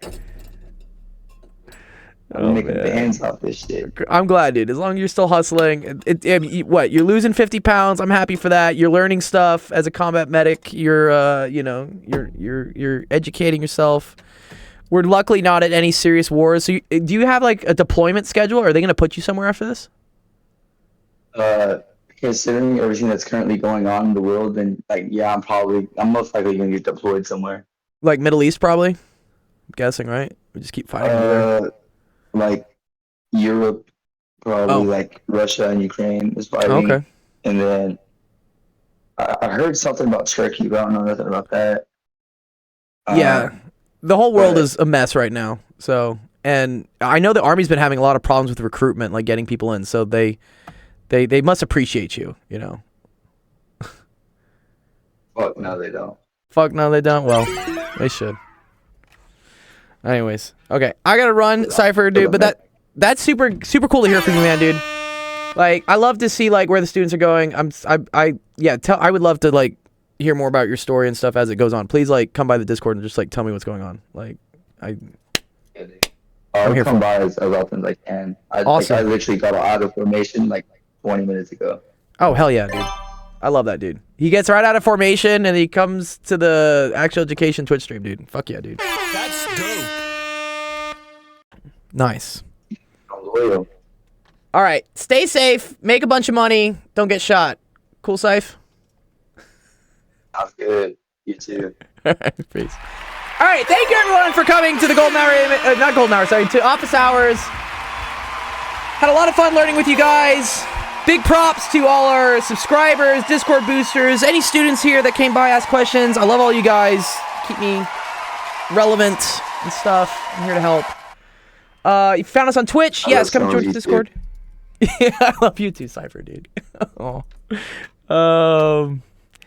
Yeah. Let's see. Next stream is going to be on Tuesday. That's going to be at 4 p.m. Pacific, 6 p.m. Central, 7 p.m. Eastern. If you got more homework questions, come by then. If you want to just come by and chat, we'll be there as well. And then, yeah, if you're in our tournament for the PS5 and stuff, I'm going to be making announcements tonight about more of the challenges and what we're doing next. Okay. All right. Next up, let's see. We're going to go raid someone because we got 15 people here. Like, who should we go see? Wow, lots of people. Danny's doing... It's a raid. It's like you go and like just like check out someone else's stream or something. Let me see. Where the I haven't raided the science people in a while. Let me go see what they're doing.